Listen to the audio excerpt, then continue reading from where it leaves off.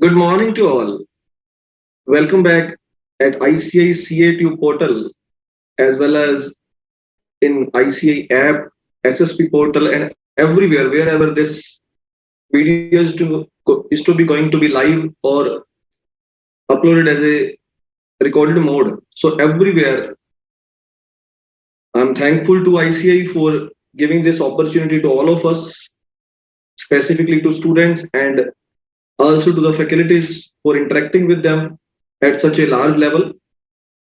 And this has given an opportunity to the students to clear this exam in a very easy manner.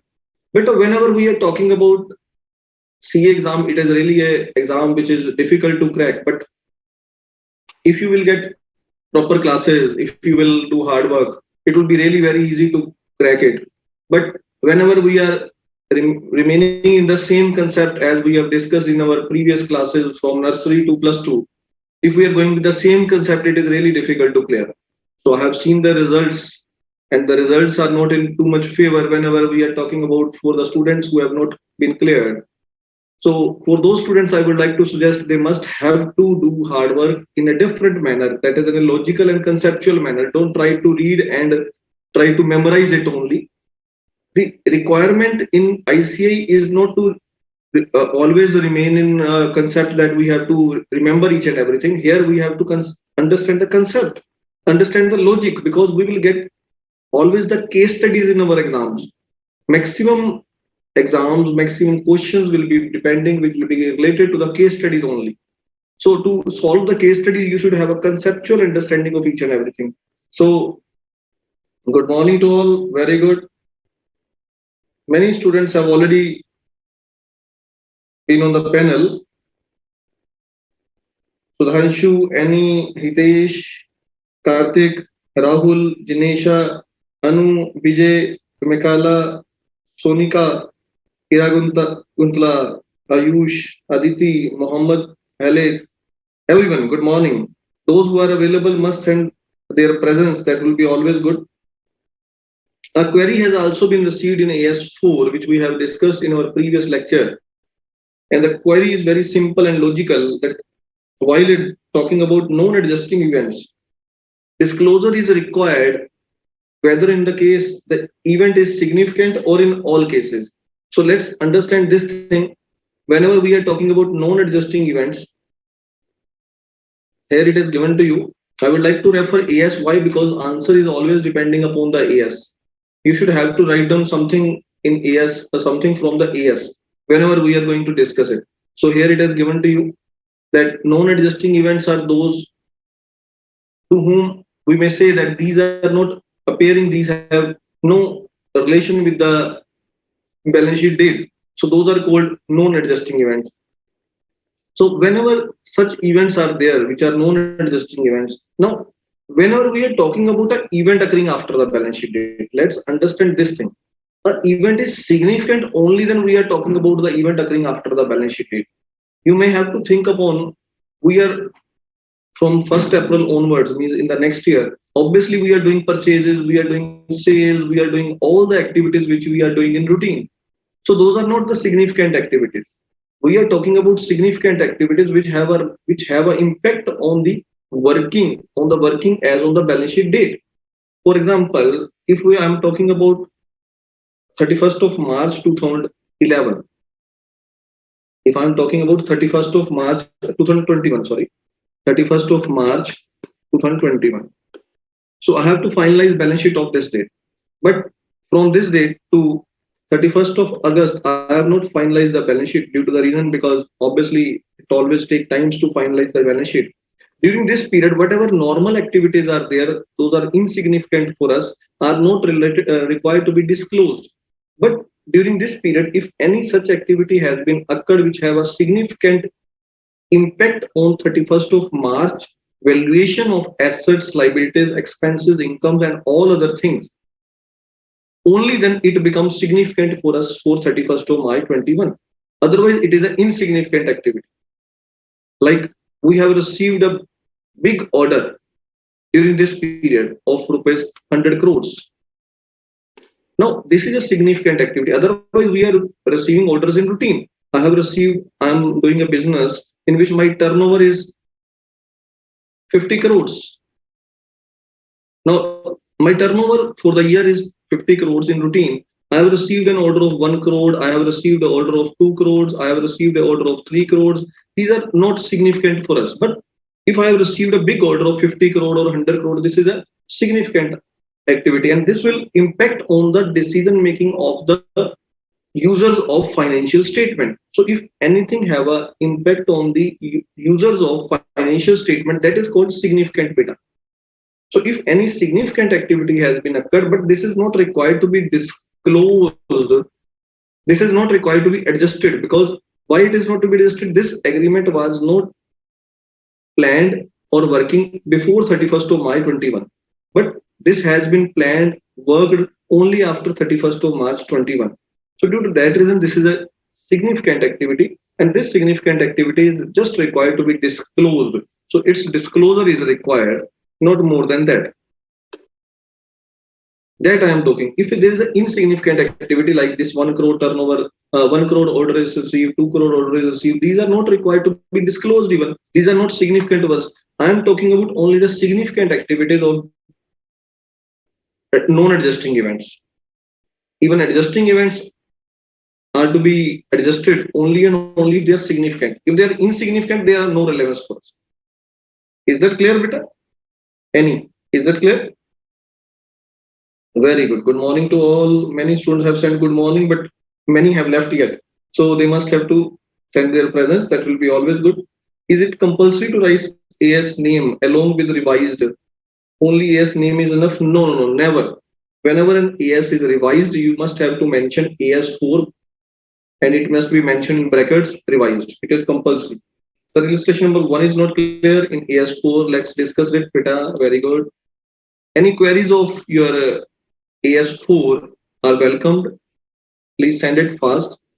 There is a theft in our company of rupees 5 lakh by the cashier and was detected in May. This theft was occurred in January. That is before the balance sheet date, because accounts of the company are there. So it means for this is on 1st of January. This is during the January 21 before the balance sheet date, and before finalization of account on 31 on in May 2021, it was detected. So it is required to be adjusted, because this is an event which is relating to the balance sheet date. So I would like to let you very much clear. This is a event which is an important event, and it relates to the balance sheet date. So answer is very logical. Just try to understand the way of presentation which has been given here. As per AS4 revised, contingency and events occurring after what it is a contingency. It is not a contingency. It is an event which has been occurred after the balance sheet date. Even this is an event which has been occurred before balance sheet date, but it has been detected after 31st of March. But it is required to be adjusted. An event occurring after the balance sheet date may require adjustment to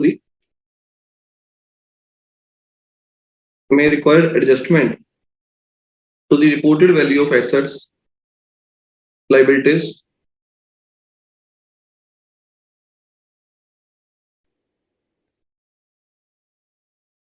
okay, just a moment. Yeah. So it is required when this event is a adjusting event. So if a fraud of accounting period is detected after the balance sheet date, but it has been finalized, it has been detected before approval of the financial statement, is necessary to recognize the loss and adjust the accounts accordingly, beta. Because accounts are to be adjusted. This is very simple concept which we have discussed in detail, that whenever we are talking about the event which has been occurred even before the balance sheet date, and it has been just detected after 31st of March, but before finalization of balance sheet. So it is very much clear it is to be adjusted. It is required to be adjusted, because this has been happened even 31st of March. Even we are going to disclose that, not adjust those events which are occurring after the balance sheet date, if they have a material impact on the decision making of the users. So it is not a problem, beta. So in non-adjusting events, Disclosure is required in the approving authority report in case of proprietorship or partnership. Do they prepare such a report, sir? No, no. In that case, it will be given as a note. It will be given as a note. You may disclosure is given by way of notes. Good, good. But in this case, fraud has no condition existed on balance sheet date. Arbi, beta, you are not understanding this thing. But he is saying, you have, क्या नाम है आपका? Sonika, just see this. This fraud has been happened before 31st of March even. You are saying no condition is appearing. I am saying this fraud has been happened before 31st of March because it has been happened in January, beta. Beta, come to the point. See here it is. It has been happened. Read this. This is very much clear. Theft has been occurred in January 2011, beta. So we are finalizing the accounts of 31st of March 2011, and the event has been occurred before that date, even in January 2011. So event has been occurred before that. Okay, beta. In exam, we have to write the definition of AS ask. Exactly, you have to write, but sir, no provision was provided for such amount because we doesn't know that, beta. If we doesn't know that, if we doesn't know that there has been a theft, why will we have to create a provision? Provision is to be created for debtors because we know that the debtors may declare, may not give my full amount. There may be some provision. So we are creating provision on debtors only. We are not creating provision for everything. Whatever comes into our mind in the night that there may be a theft, we are going to create a provision. That is not allowed basically, beta. Provision is allowed only and only for those contingencies which are already known to us. So contingency must be there, no, beta? Is that clear? Yes. So the full AS4 is crystal clear. Very good, beta. Okay, sir, it happened, but we don't have the knowledge of the fraud. Exactly, beta. Due to that reason, we have not created any provision. But when we come to know, this become an adjusting event because this event relates to 31st of March 2000. This event relates to the previous year. You may say this event belongs to previous year, so this has to be adjusted. Event took place before balance sheet date, and so it should be considered as adjusting event. Exactly, beta. Exactly, beta. This is right. Kushbu Pandey, you are very much clear on this concept, I think. So come to AS5 now, beta. I assume that AS4 is crystal clear to everyone.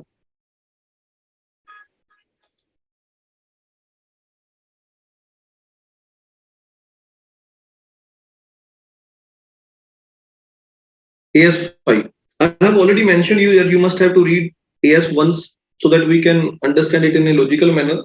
आप में से किस किसने पढ़ा है? Who have studied AS5? Can we write AS name only instead of full definition as a starting point of answer? Hiral Parekh has asked, can we write AS name only instead of full definition? This is purely not allowed. If you write this, obviously your marks will be reduced. But why students are not clearing CA? Because they are not they are trying to make their adjustments. So let it be very much clear that you need not to make your adjustment. Whatever I am saying, that is the experience of more than 20 years, and that is to be used by you. Don't try to overlap your knowledge on that, because your knowledge is just a small port, and the experience is a C. So whenever you are talking about a C, you need not to go for the small ports. I would like to tell you very much clearly, because if I say one thing again and again, then it doesn't give any benefit to you as well as to me, because that is just a consumption of time. Let it be very much clear, beta, that you should have to write AS name and simultaneously the definition of that particular concept, whatever concept is there, whatever concept is applicable in that case, that you have to write. Otherwise, that is not allowed in any case, beta.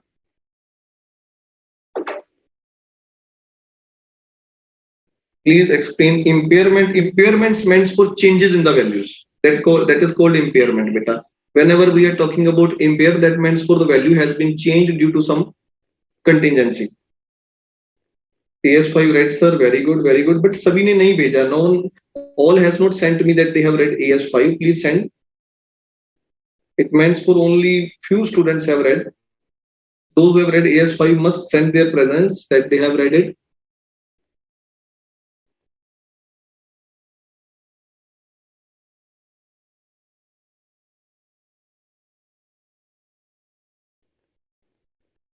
AS5 and AS7. Very good. Vijay, Rahul, Aditi, Karthik, Siddharth. Only these four students have read it. Very bad, very bad. Remaining has not read it. Send me your confirmation. Have you read it or not? Very good. Meman AS5. Very good. Gehan has read it. Shri Ram, Khushbu, Yashasvi, Neha, Shruti, Hiral, Meman. Just a moment. Give me a minute.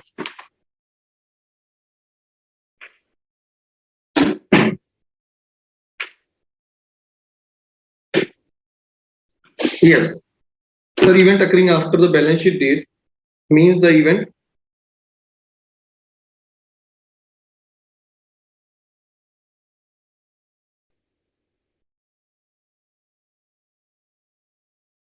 Yes. Event occurring after the balance sheet date means that event which occurred after 31st of March, but its condition relates to that. Exactly, beta, whatever you are saying, that is 100% right. Already discussed.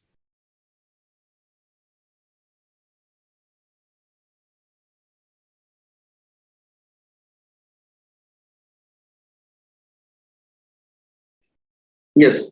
So AS5 we are going to start. The name of AS5 explains itself. What it means for net profit or loss for the period. Net profit or loss for the period. We are talking about the general profit or loss, whatever we are preparing, and whatever profit or loss we are incurring on that we will discuss. Prior period items. Prior period items meant for what? Prior period items meant for those items which has been occurred in the previous years, not in the current year. Whatever we are talking, net profit or loss for the period means for the current year. Just assume it is 21-22. Just assume it is 21-22. So we are talking about the profit or loss incurred for the year 21-22. But whenever we are talking about the prior period item, that means for the items which belongs to the year before 21-22, means 2021, 19-20, 18-19, 17-18, 16-15, 15-16, or any year before that. Prior period items means items which are not related to the current year, which relates to previous years. And change in accounting policies. For that, first of all, we have to understand what means for the accounting policies are, which has been discussed with you in chapter number 1 of CA Foundation Account Fundamental of Accounting.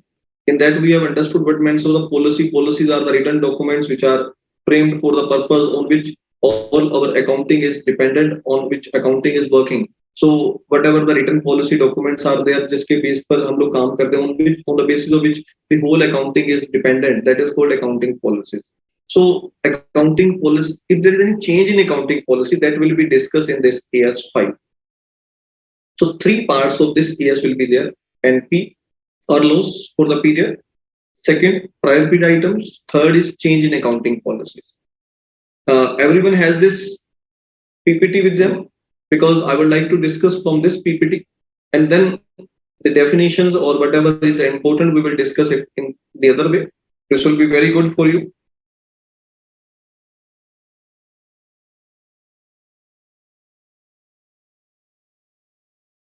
Sriram, you have not read my query regarding event occurring after the balance sheet date fully. Please read it once fully and clarify. Okay, just a moment, Sriram. A query has been left. Just a moment, beta. Before starting AS5, I would like to discuss that query. So, event occurring after balance sheet date means that event which occurred after 31st of March, but its condition relates to the year before 31st of March. But in this example, theft relates to January 21 itself. And it says that a fraud is only detected after 31st of March. It means that event has occurred before balance sheet date, but detected after balance sheet date. Exactly, beta, this whatever I am saying, the same thing. The event has already been occurred. This is not even the event which has occurred after balance sheet date, but we have to assume it as event occurred after the balance sheet date, just for the purpose that detection is made after 31st of March, because this is neither a contingency nor a event occurred after the balance sheet date. We just correlating it because we have to enter it. It is a event which has been already occurred, but we doesn't know. Just we come to confirmation, we come to the knowledge, we this come to our knowledge only after 31st of March. So this is to be adjusted, this must be adjusted, because this is very much clear that this event has already been occurred. Just the knowledge comes to us later on. Just assume a person has been declared insolvent before 31st of March, but we doesn't know that. And we come to know only after 31st of March. But whenever we come to know, we must have to write it off. We must have to create a provision for that. We must have to adjust it, whatever is required. Now, this all happen. Just assume a businessman is already lost his business before 31st of March, but we doesn't know. We come to know only after 31st of March. So the event has been assumed as confirmed only when we come to know. If we doesn't come to know, it doesn't mean for the event has occurred or not, because we doesn't know that. So the information comes to us after 31st of March. Due to that reason, we have to correlate it with event occurred after the balance sheet date. Nothing else, beta. So this is okay. Your understanding is very good, beta. So let's start with this.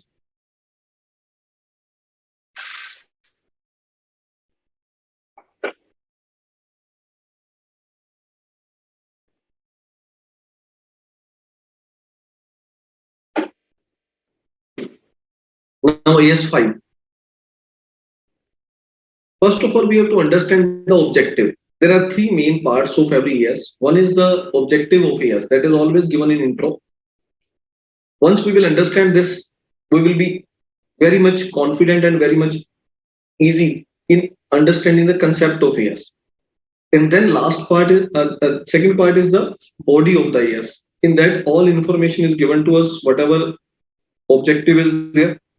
And third part is the disclosure, which is always mandatory. Every AS is very much important from disclosure point of view.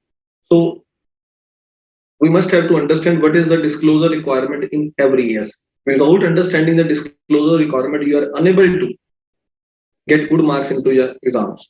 So three parts are to be assumed as a part of AS. Discussing about the first part, objective of AS5 is to prescribe the classification and disclosure of certain items in P&L account. So it is very much clear. Here the concept is classification. So we have to discuss about the classification and then disclosure. These two things are to be discussed as a main things.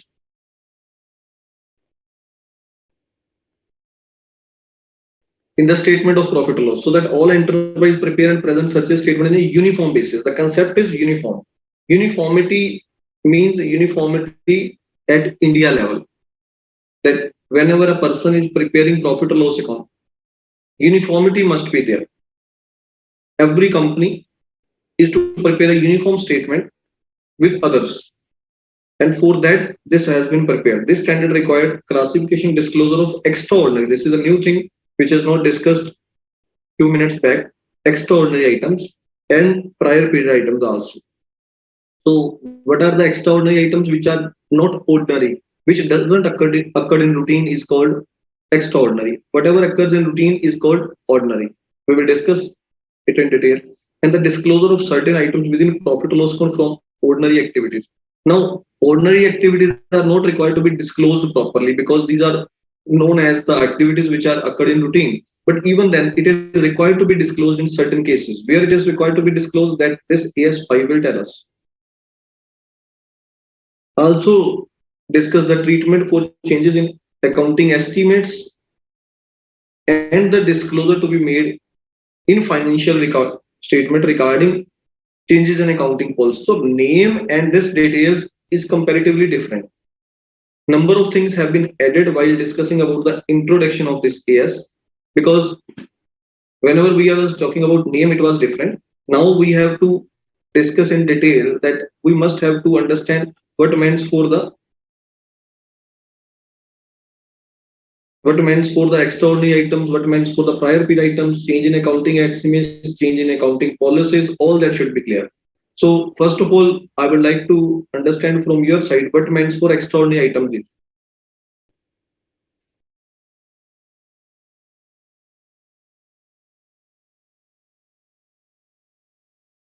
Shriram, I'll take your query within just 5 minutes. But before that, I have already started this AS.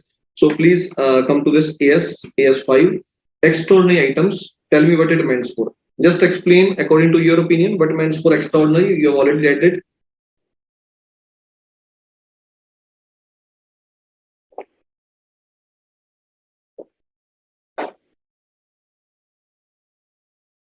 Which are not recurring in nature. Exactly right. Something which is unusual. Very good.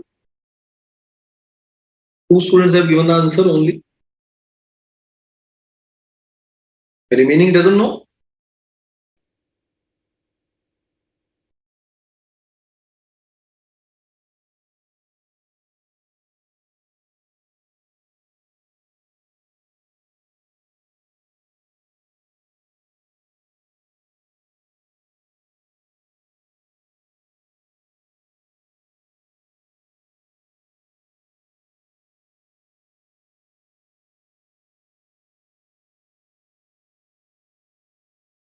That doesn't occur during the normal course of business. The item which are not in routine. Very good. Very good. Hiralal, Siddharth, Annie, Sonika, Gehani, Rahul, Harshita, Vijay. Very good. Everyone. Good, good, good. Very good. Pooja, Neha, Yashasvi, Hitesh, Kiran, Aditi. Very good. So let's understand the activities first. Whenever we are preparing books of accounts, let's try to understand there are various activities which have been occurred during the year. Number of items are there. We are paying our expenses. We are earning incomes in routine. Now, whenever we are talking about items, that means for those items which are the activities, that is a transaction or the events. I'm not talking about any item. Item means here transactions. So whatever transactions or events are occurring during this period, that is called item here. So ordinary items are those which are occurring in routine. Extraordinary are those which are not occurring in routine. And prior period items are those items which are very good, which are occurred in the previous year, not in the current year. Change in accounting estimate means for we have estimated that the life of our fixed asset will be 10 years. Accordingly, we have calculated depreciation and charge. Later on, after 3 years, we come to know that the life of the asset is only 3 more years. Means when we have when we have purchased an asset, we have estimated that the life of the asset will be 10 years. Life of plant and machinery is 10 years. This is accounting estimate.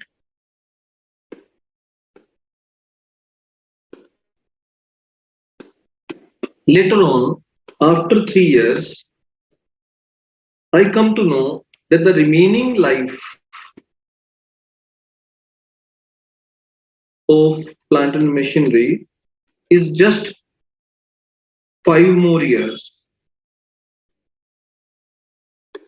So that means for the life of asset has been changed. My accounting estimate has been changed, which I have assumed for 10 years. Now it is only 8 years. Just see, 3 years has already passed, 5 more years. So that means for the estimate has been changed to 8 years only. So this has been happened. This is called change in accounting estimate beta. Okay. Then change in accounting policies for which appropriate adjustments are made. Accounting policy meant for what? Accounting policy meant for I have planned according to the information or according to the data. I have planned that the stock is to be valued. We are valuing our stock. Everyone knows stock is to be valued on FIFO basis. What it is? This is accounting policy.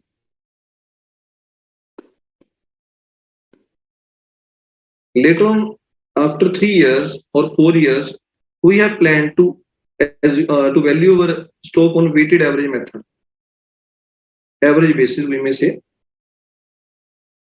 weighted average. This is called change in accounting policy.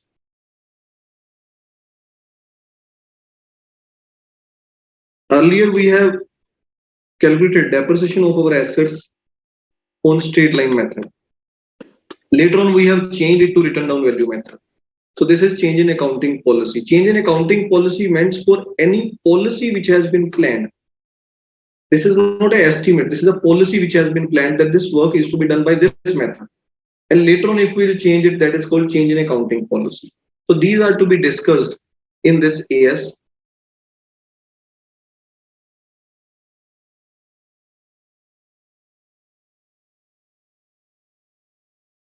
Now, net profit or loss for the period, as we have discussed, this is the first point which is to be discussed in this AS. What is included in it? These 5 things are included, which have already been discussed: ordinary activities, extraordinary, prior period, change in accounting estimate, change in accounting policy. So these are the 5 things. Let's memorize it. That in AS 5 items will be covered, 5 points will be covered: ordinary, extraordinary, prior period, change in accounting estimate. Bolo, speak it out. First, second, third, fourth, 5. This is to be memorized, because if we will not remember it, obviously we will refer some other AS in this case and we will lose our marks. So how to treat the ordinary activities? That is very simple and easy to understand. Everyone knows it. Nothing new is there. Just minor changes are there which you have to memorize. Ordinary activity is clear to everyone? Yes. Which are undertaken by an enterprise. Here the definition is given to you. Read the definition very clearly. By an enterprise as part of its business. Means it is a part of our business, and such related activities in which the enterprise engage in furtherance of, means furtherance means for the future period. For the future period, we are engaged in furtherance of. Incidental to means related to. Incidental means related to or arising from these activities. So 4 lines are there: engaged in, furtherance of, incidental to, arising from these activities. Engage in means if a person is doing a furniture business, then whatever expenses are incurred to be engaged in that furniture business is an ordinary activity. Then furtherance of means to continue that business in future. That means for we have purchased a machinery and depreciation on that machinery is because that is for furtherance of, or for future, like advertisement we have made, marketing we have done, that is all furtherance of, means for future benefits. Incidental to means related to. So we have incurred expenses for manufacturing of that particular part is engaged in. But incidental to means it is related to. We have purchased a computer for accounting of our. We have purchased a computer for accounting of our furniture business. That is incidental to furniture business. We have engaged a chartered accountant for the audit of. So that is related to, for the audit of our accounts. So that is incidental expense. Arising from these activities means this expense is arising from these activities. So we have purchased. We are manufacturing furniture. So whenever we are manufacturing furniture, obviously some scrap will be there. So scrap is the output also from that. Either we have to sell it or we have to remove it. If we have incurred some income, obviously it is a benefit for us. But number of cases it happened that we have to just remove it by making some payment even, because we have to pay expenses for cleanliness also. So it all depends, arising from these activities. So these are the 4 words. This PPT is available on app beta. There is no problem. You may download it now. There is no problem.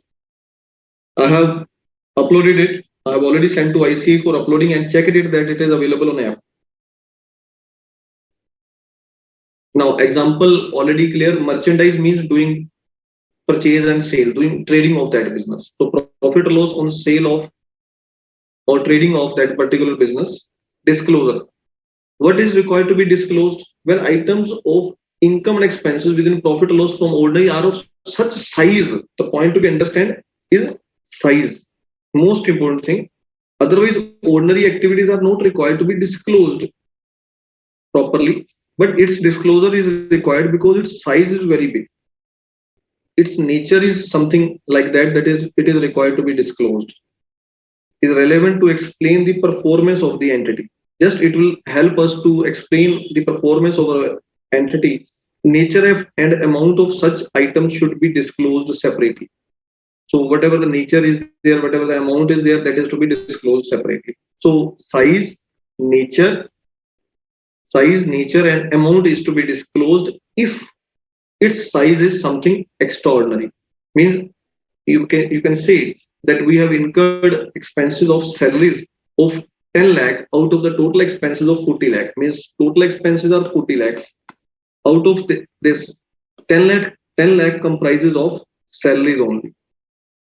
So this is a very big amount. So size is very big. Due to that reason, it is required to be disclosed.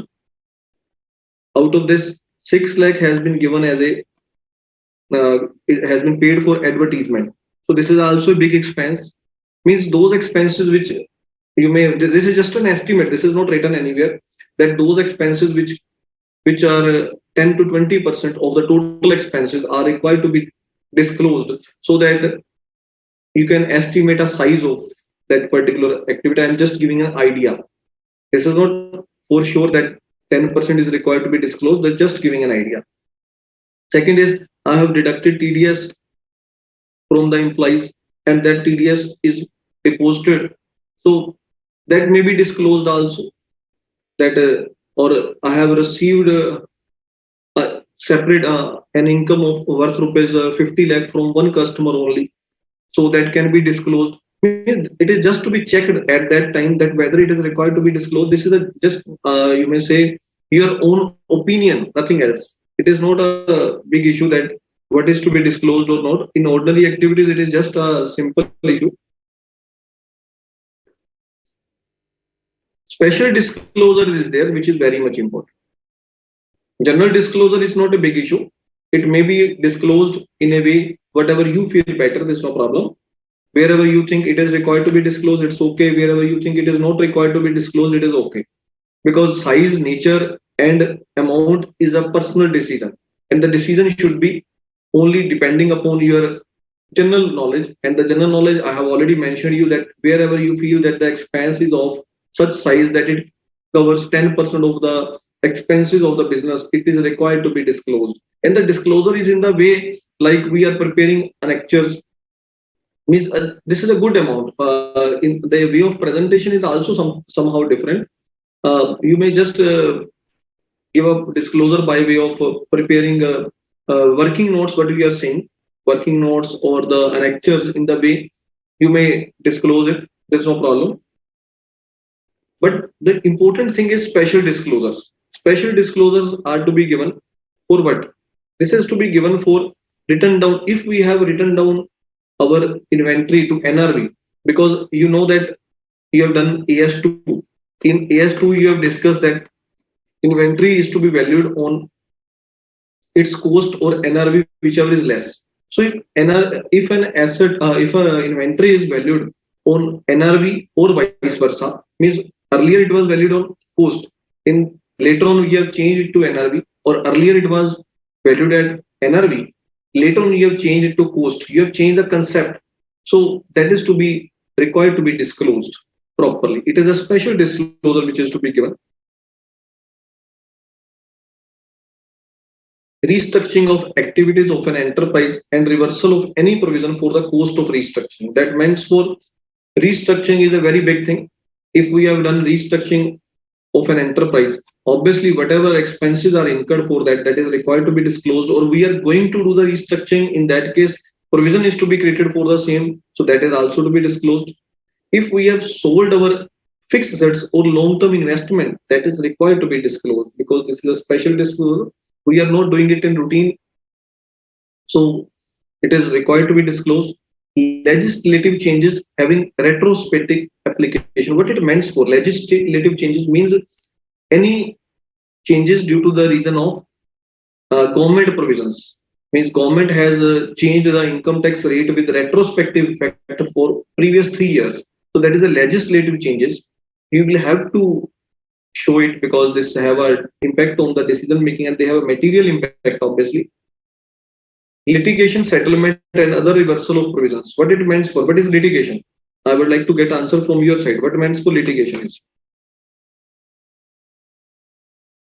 ऐसे सो जाएंगे हम लोग. We will sleep if we will not give the answers fast. What means for litigation?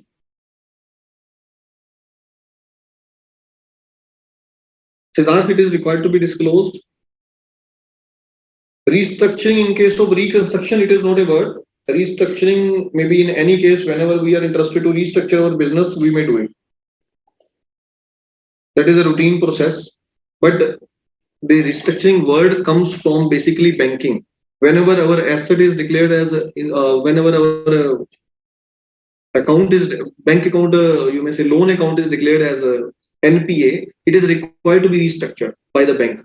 So that is the word. This word has come from there. But here restructuring means for we have to just revise the working, whatever the process of working we are doing, we are just restructuring it so that we can do it in a more better way. So number of times, even reconstruction is a restructuring, there's no problem.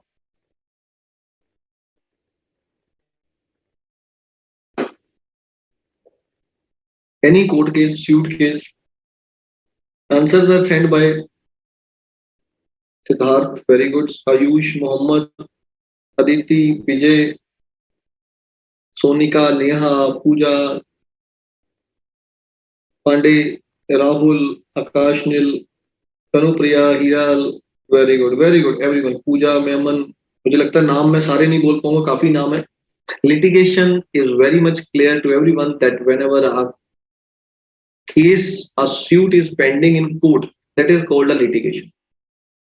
So litigation, settlement, and other reversal of provisions.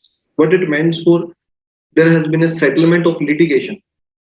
There is a case which is running in the court, and that case is settled. In that case, we will have to disclose it. Special disclosure will be there. And other reversal of provisions means if any provision was created earlier and that has been reversed later on due to any reason, then that is also to be specially disclosed. Any provision, whatever provision is created earlier that has been later on, you may say,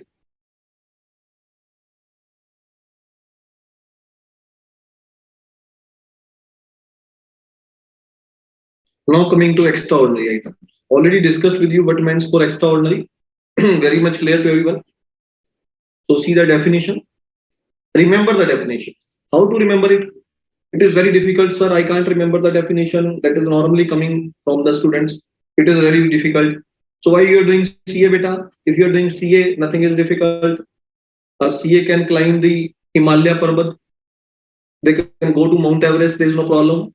Doing CA is just like going on Mount Everest. So if we can do on Mount Everest, how we cannot remember a just simple definition? If you are interested to remember the definition, do one thing. Write it down with me. Income or expenses. Write it down. Income or expenses that arise from events or transactions that are clearly distinct from the. Write it down in this way. Income or expenses, first line, that arise from events or transactions that are clearly distinct from the ordinary activities of the enterprise. Third line, and therefore are not expected to recur frequently or regularly. What it means for beta? This is the fourth line. Very simple. Those incomes or expenses which are distinct from ordinary activities, which are not ordinary activities. They are different from them. And due to that reason, because we are saying that the ordinary activities are those activities which are recurring, activities which are occurring in routine, which are occurring frequently or regularly. So obviously these are not occurring frequently or regularly. These are not recurring in nature. That's it. So you have to know, you need not to learn definition in this way, that income or expenses that are, just write it down line by line in a meaningful manner. Income or expenses, that first word is income or expenses, that arise from events or transactions that are clearly distinct from the ordinary activities of the enterprise, third line, and therefore are not expected to recur frequently or regularly, fourth line. That's it. Now this definition is memorized. Follow? Income or expenses arise from events or transactions that are clearly distinct from the ordinary activities of the enterprise and therefore are not expected to recur frequently or regularly. That's it. Now this definition is memorized. यही तो करना है हमने EAS में. What we have to do in EAS? In EAS we have to memorize that. We have to understand the concept. This definition is to be mentioned. We have to learn definition of ordinary activities. We have to learn definition of extraordinary prior period item. Then we have a changes in accounting estimate and changes in accounting policy. These are the 5 definitions which you have to remember in this. And second thing we have to learn is just to understand the concept. And the concept is given in the definition, this PPT presentation, or you may say this is not a PPT, even this is basically a diagrammatic presentation of your AS. So extraordinary items are disclosed in the profit or loss account. It is mandatory as a part of net profit or loss for the period. Obviously, they have an impact on the profit or loss, so they have to be disclosed separately. Nature and amount is to be disclosed in a manner that it impacts current profit or loss can be perceived. Means the way it is to be presented. It is the way with which it can be easily understood that how it is affecting our profit or loss. What is an example? An earthquake has occurred, and any loss occurred due to that reason, that will be shown there. Death of a partner is there. Death of a not so partner, we can say. You may say if there is a death of a, so death ki example छोड़ देते because this example will not work here. Big loss due to lockdown. Lockdown means just like this COVID lockdown was there. That was a obviously example of extraordinary item. And then there is a lockdown by the employees. They have gone on strike. That is also an example of extraordinary item. Due to that reason, we have suffered a big loss because we are unable to fulfill our commitments, and number of orders have not been fulfilled, and we have suffered a big loss. Attachment of property of enterprise, that means for in a litigation matter or in a suit, our property has been attached with that. Our property has been attached with that. Attachment of property of the enterprise, that it means for. Means we have lost a case in the court, and our property has been attached with that. Means we have suffered a big loss due to that reason. So wherever we have suffered a big loss, that is to be shown.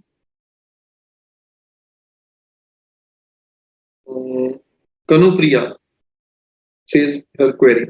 Sir, if activity is not usual and it is not expected to recur frequently, then it requires special disclosure. Exactly, beta, because this is an extraordinary activity. So we can remember the definition by breaking it. Exactly, beta, it must be done in this way.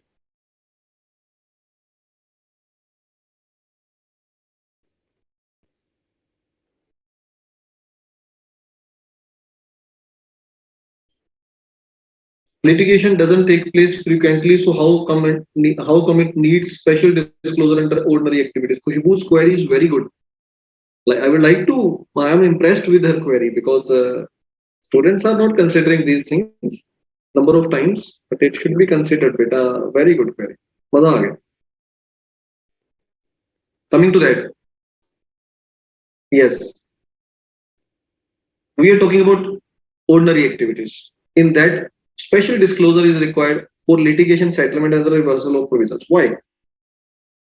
Is litigation a ordinary activity? So, I would like to open a panel for it. Tell me, litigation is an ordinary activity or not? And if it is ordinary activity, why it is ordinary? Send me the answers fast. Query is whether litigation is an ordinary activity or or extraordinary activity. If it is ordinary, why it is ordinary? If it is extraordinary, why it is extraordinary? Send me the answers. But fast. Sir, from where we can practice more illustrations for AS. Just wait. Today I will give the answer of this. Ask me the query after break.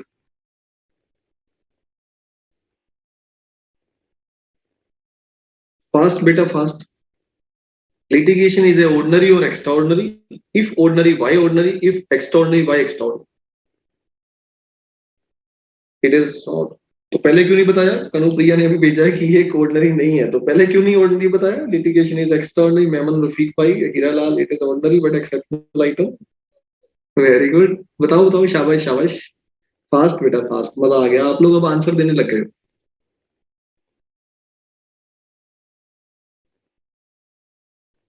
Good good good. Fast fast fast fast.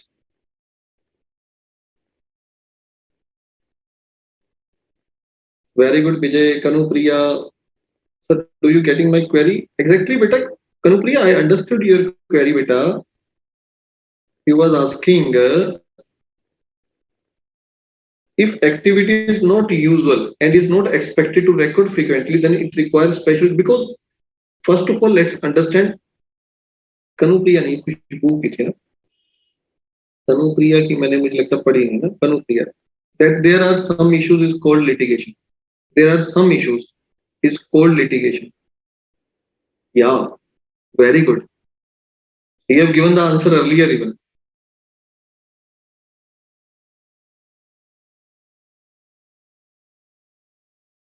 Whenever a query is not resolved due to the reason that I can't get it, you may do one thing, you may send that query once again. That will be beneficial for you.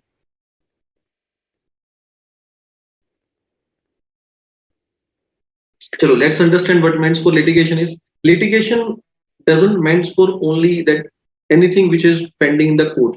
Litigation means for whenever we are on a platform with the other party, on a platform, on any platform with the other party where some dispute is there. That is called litigation. So whenever there is a dispute with other, this is a routine. Why it is a routine? Actually, what happened, whenever we are doing a business of crores, then with number of customer, it always happens like we have purchased goods from somewhere, it will be not of that quality. We have purchased goods from somewhere at a particular rate and they have changed the rate, or we are not expecting the same rate. We are saying that the rate must be reduced and they are not reducing the rate. Earlier they says that goods will be sent for rupees 20 per piece. When they have sent the bill, the goods are sent for rupees 25 per piece. It all happened. We are selling the goods. We have sold the goods for rupees 80 per unit, and the purchaser, our customer, is saying that I'm not going to pay you 80, I'll pay you 60, I'll pay you 70. So this is a routine whenever we are doing business. Now dispute is a normal routine.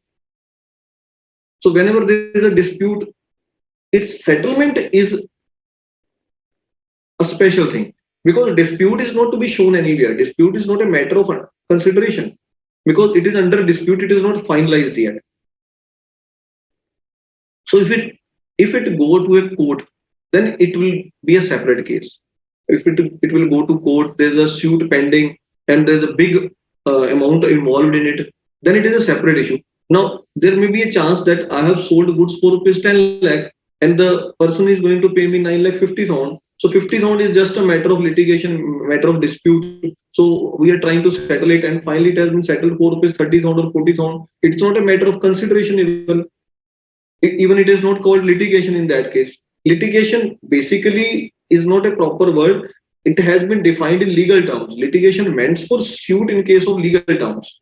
But here we are talking about at any platform. Any platform meant for if two persons are involved in working and third person is going to help them. That is also a matter of dispute and trying to be settled. So anywhere, wherever the platform is there, and we are trying to settle anything in our business in routine, that is a matter of settlement, that is a matter of litigation.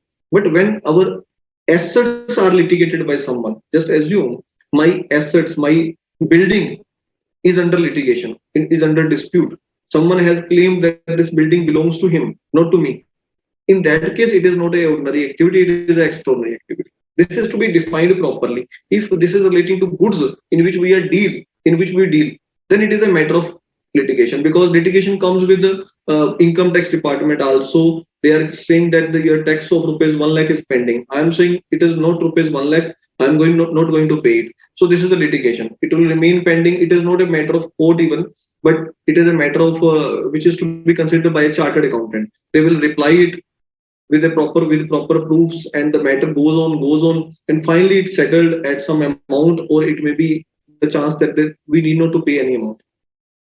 So it may be there with GST department, with any department also. That is also litigation beta. There's no problem. So this is occurring in routine in cases of business. Due to that reason, it is an ordinary activity, but whenever it is settled, it requires disclosure. If we have to pay a big amount, if it is settled in a way that it is nothing is to be paid, then there's no problem. But the major important thing is a provision. If there is a litigation and special provision is created for the same. For example, I have already mentioned that income tax department had sent me a notice that I have to deposit income tax worth rupees 1 lakh. Accordingly, I have created a provision. This matter is not settled. This is under consideration now. Chartered accountant is pursuing this. He is giving the answers and all that. But chartered accountant is saying that there may be a chance that we have to pay rupees 40,000 in this case, because this liability may be settled for rupees 40,000. So what I have done while closing my books of accounts, I have created a provision of rupees 40,000 in my books. Later on in the next year, it has been settled. It has been settled for zero amount, because I have not paid even a penny in that case. In that case, provision is going to be reversed. This provision is to be reversed of rupees 40,000. So due to that reason, it is required to special. It requires special disclosure. But if it has been occurred during the year that on 1st of July 2021, I received a notice of 1 lakh, and this has been settled on 31st of August, that I have not to pay any amount. It means for we have not created any provision for the same, because provision is created only on 31st of March. So I have not created any provision for the same. Provision is created on 31st of March. So it is not required to be disclosed even. In that case, special disclosure is not required, because we have not created any provision. It is not a matter of consideration. It is up to us that if we are interested to disclose, but it will not affect the decision making of the users of accounts. So disclosure is always required. Why disclosure is given? Disclosure is given for providing information to the users of accounts in such a way so that they can get good decisions. They can approach to good decisions only. Nothing else is there, beta.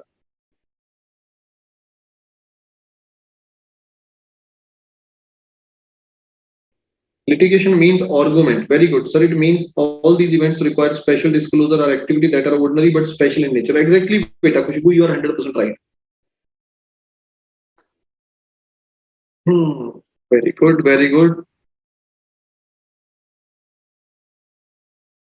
So extraordinary is clear.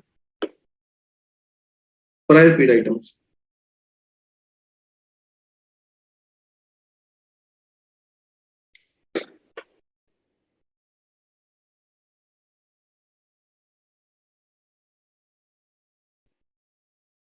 What means for prior period items? Very simple. Already discussed. These are expenses or income arise in the current period as a result of error or omission in the preparation of financial statement of one or more prior periods. Remember it? याद करो इसको. Memorize it. Prior period items are incomes or expenses. First of all, it should be clear. It is not assets or liabilities. It is income or expenses. Arises in the current period. This income or expense arises in the current period as a result of error or omission. While preparing financial statement of one or more prior period. Meaning is very much clear. वो income और expense जो current period में arise हुए, क्यों? क्योंकि हमने कोई mistake करी या हमने कोई गलती कर दी। कब? लास्ट ईयर्स की जो हमने फाइनेंशियल स्टेटमेंट्स बनाई उसमें हमने कोई गलती कर दी। अगर हमने लास्ट ईयर्स की फाइनेंशियल स्टेटमेंट्स में कोई एक्सपेंसेस, कोई इनकम्स, कोई ऐसी चीजें शो करी हैं, कोई गलतियां करी हैं जिस वजह से आपको इस साल में कुछ पेमेंट करनी पड़ रही है, इस साल में कोई इनकम हो रही है, तो उसको हम लोग प्रायर पीरियड आइटम कहते हैं। So what means for errors or omission? Errors may occur as a result of mathematical mistakes. This is not fraud. This is error or omission. Mathematical mistakes or mistakes in applying accounting policies. Like we are using FIFO method. So while applying FIFO method, we have done some mistake. Misinterpretation of facts. Misinterpretation of facts meant for tathya, means some concepts which are to be understood. Now, while understanding the concept, I have made a mistake. I misinterpreted this fact or oversight. Oversight means I left that. ऊपर से निकल गए हम लोगों ने देखा ही नहीं detail में. That means for oversight. That is left by mistake. So these are called prior period item. The nature and amount of prior period item should be separately disclosed in the statement of profit or loss in a manner that their impact of the current profit or loss can be perceived. The important thing is it is to be disclosed separately in the profit or loss by giving a proper head prior period item. The nature and amount. Nature भी बतानी है. You must have to disclose the nature. You must have to disclose the amount.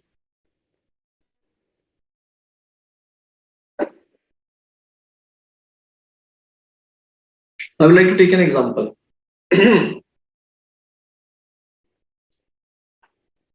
Let's understand with an example. While calculating TDS on salaries or rent, I have paid salaries in 2018-19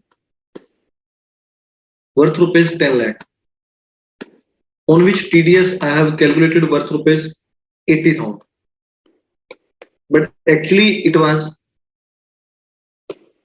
1 lakh. So later on, government has sued me to pay rupees 20,000 after 2 years in 21-22. What I have done,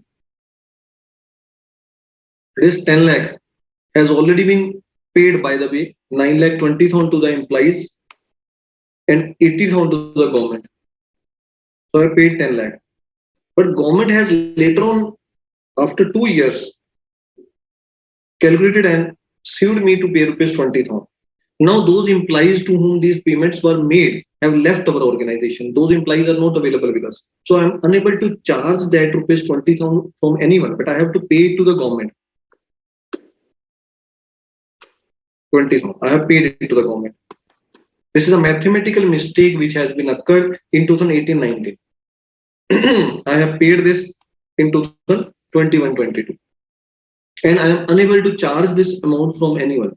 Actually, my expenses should be 9 lakh and 1 lakh should be paid to the government. But I have made it wrong. I have calculated it wrongly. Paid rupees 920 to employees, 80,000 to government. So later on, when I'll pay 20,000 to government, obviously it will be paid from my pocket. So this is an expense which has been occurred to me. This is a prior period item.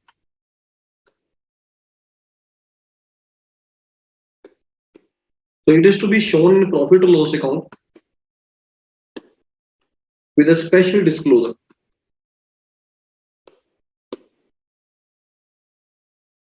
Shown separately in profit or loss account. That is saying,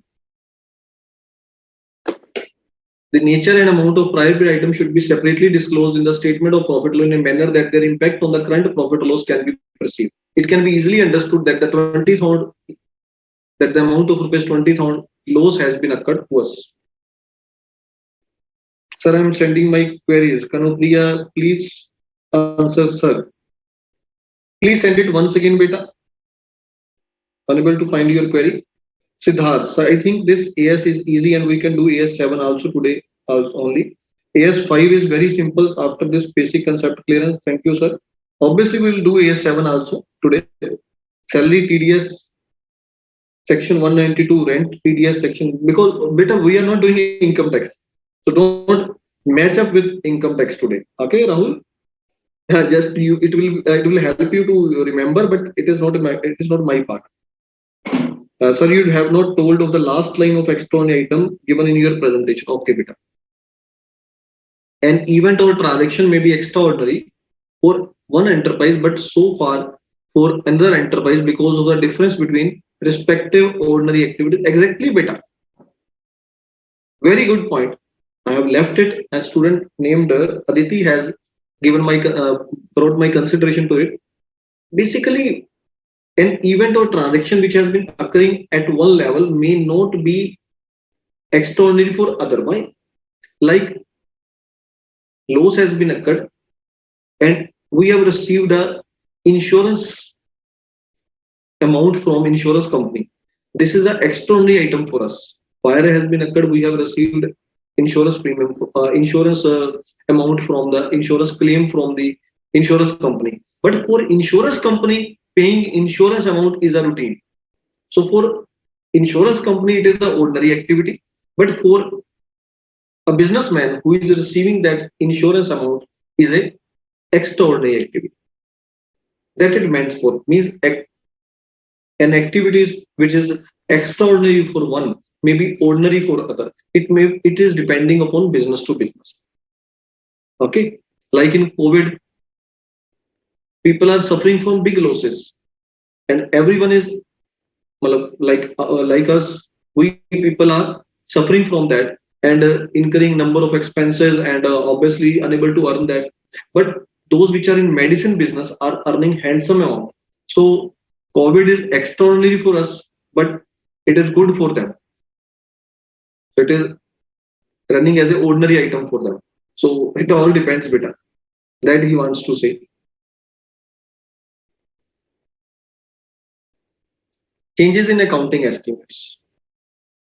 Already discussed in my example. What is the change in accounting estimate? Already discussed that when revision of an estimate, but you have to remember it. An estimate may have to be revised concurrent to changes occur in the circumstances based on which the estimate was made. And this has been always happened on the basis of new information, more experience or subsequent development. Accounting estimate may change later on, like valuation while valuing the life of our asset. It may be a chance that later on its life has been changed, or rate of depreciation is changed, or its scrap value is changed. It may happen. So it may happen later on. So revision of an estimate is neither an extraordinary item nor a prior period item. That is to be kept into mind. Because if we have made an accounting estimate and later on that has been changed, it doesn't mean for that this is an extraordinary item or a prior period item. Because it comes from new information, more experience or subsequent developments. Like I have purchased plant and machinery. After using it for 2 years, I come to know that the scrap value of the machine is not going to be 1 lakh, but I have estimated when we have purchased it, but it should be 2 lakh.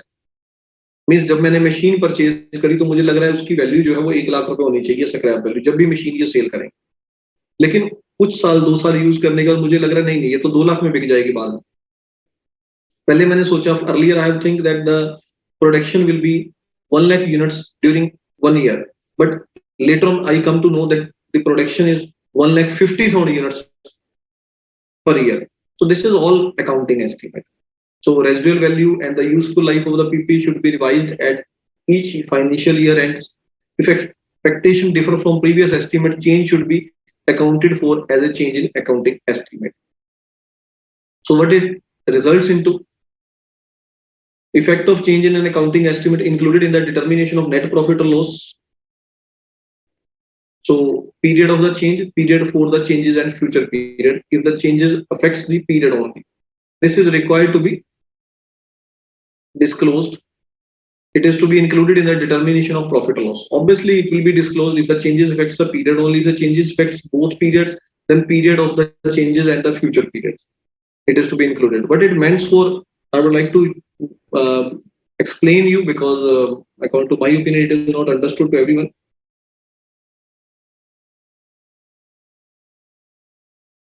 Yeah, this is an example for this beta. I purchased a machinery for rupees 10 lakh and the life I have estimated is 10 years. Now the deposition is 1 lakh per annum. Later on, after 3 years, when deposition of 3 years is already charged of rupees 3 lakh,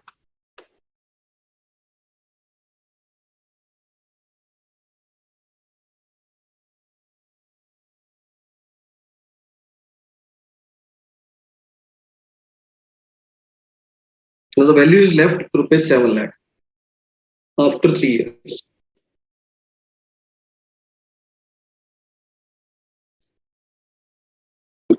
Now I come to know that the remaining life is 5 years only. The remaining life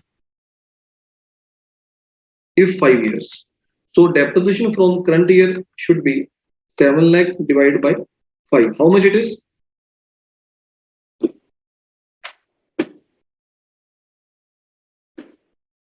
How much it is? मुझे पता है, but I'm just trying to set it off कि आप लोग जागते रहो. Fast.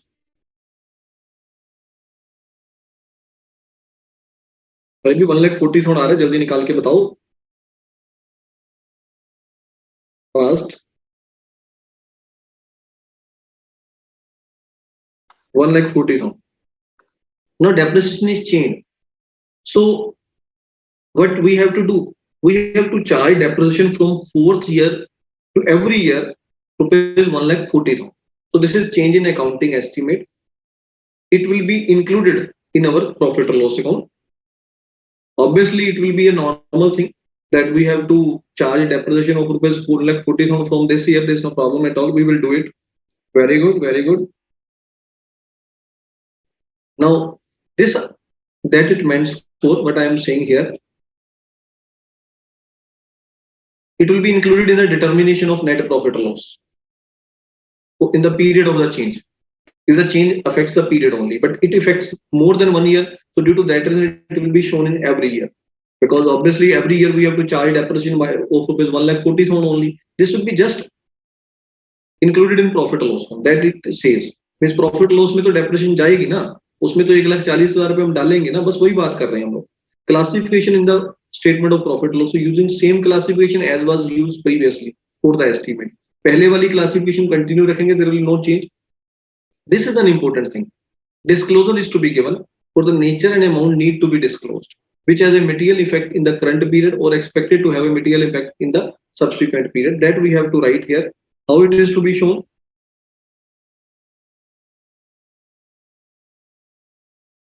In disclosure, we have to show that plant and machinery life ऐसे लिख लेंगे. I would like to give a example for it. Life of plant and machinery is changed due to an experience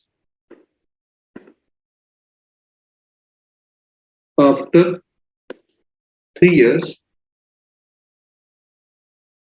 I expect that the remaining life will be 5 years from now. Accordingly, deposition will increase by rupees 40,000 in current year and for subsequent years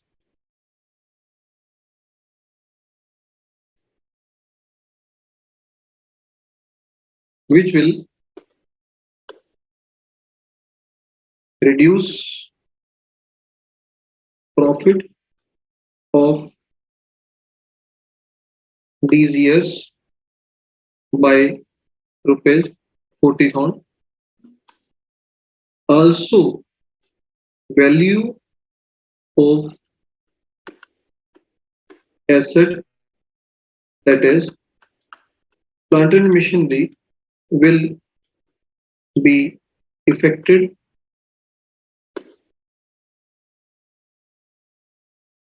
according. So this is the way how it is to be disclosed.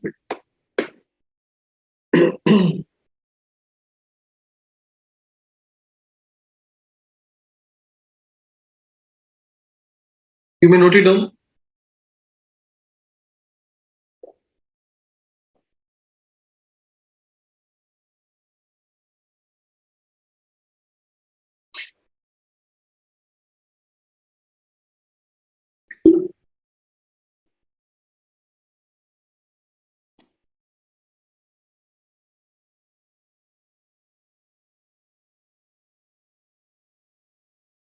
Noted? बता देना भी so that I can go forward.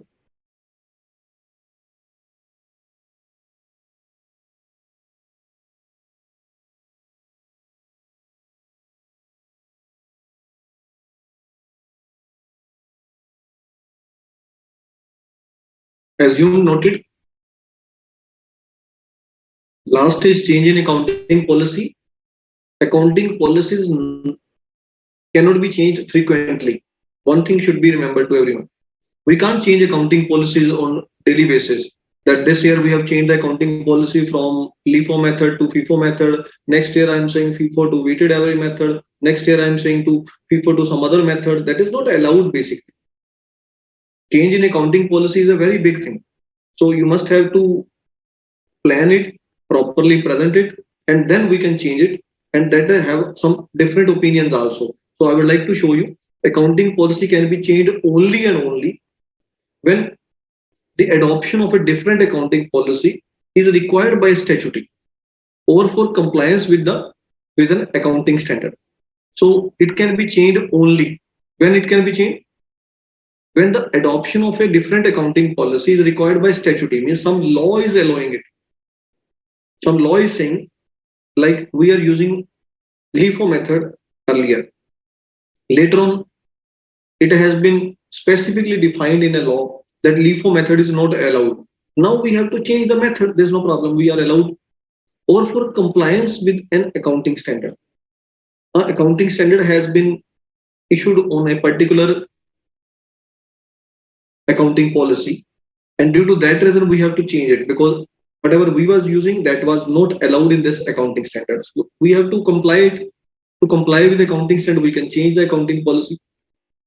Or when it is considered that a change would result in more appropriate, but there is no AS on it, there is no statutory on it, but we are not going against any statutory, any law, or against any accounting standard. Instead, because there is no such accounting standard or statutory is there which is guiding us to follow which accounting policy. In that case, we can change the accounting policy, but for that we may have to prove that if we'll change it, it will have more appropriate, more better presentation of our financial statements for the users of accounts. Better means it will give benefit to the users of accounts. They can understand it in a better way. Their decision making will be improved due to that reason, and that has to be proved by us. So only in that case, accounting policy can be changed. So when accounting policy cannot be changed, next point is conditions where there are no changes in accounting policies. Adoption of an accounting policy for event or transaction that differs in substance from previously occurring event or transaction means we cannot change accounting policies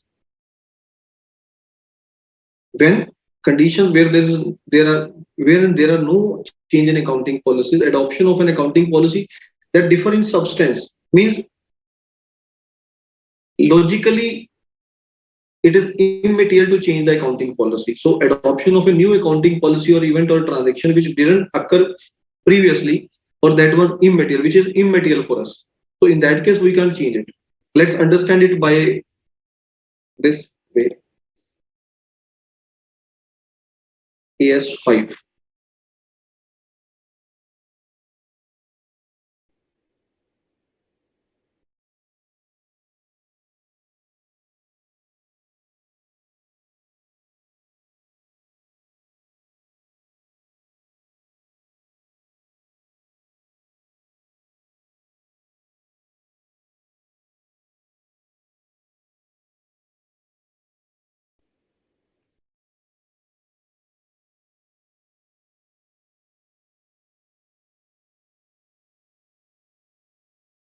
Yes. First of all, we have to understand what meant for change in accounting policy. That is clear to you that we have changed the method of accounting. In that case, it is a method change in accounting policy. Now, here he is interested to explain you that these are not the changes in accounting policies. The adoption of an accounting policy for event or transaction that differ in substance from previously occurring events or transaction. इसके लिए example से समझेंगे. We will understand it by example. Introduction of a formal retirement gratuity scheme by an employer in place of ad hoc ex gratia payment to employees. Earlier, we are making payment on an ad hoc basis. Means we will pay 1 lakh rupees to you as a gratuity at the end of your at the time of your retirement. Now we have made a formal system for that. So this is not a accounting change in accounting policy because this was not a this is not a system which is followed earlier. There was not a policy which was followed earlier. This is a system which was running. The adoption of a new accounting policy which didn't occur frequently or that was immaterial.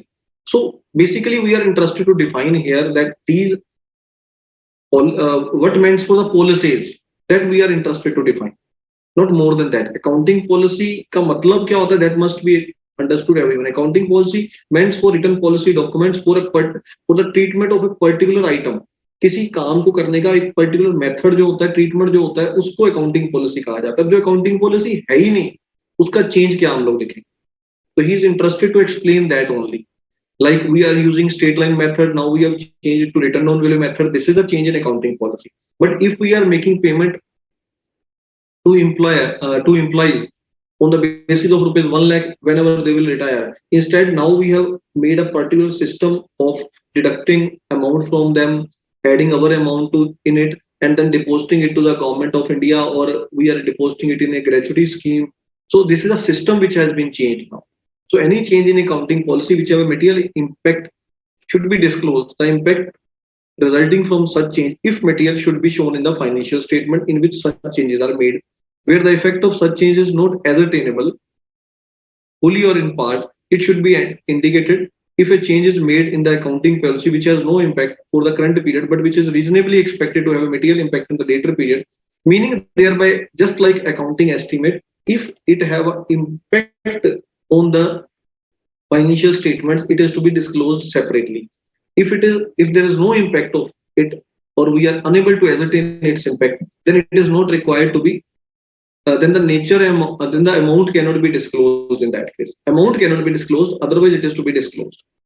If its impact in the next years, then it is to be disclosed that it will have an impact in the next year. So that is given here. Any change in accounting policy which have material impact should be disclosed.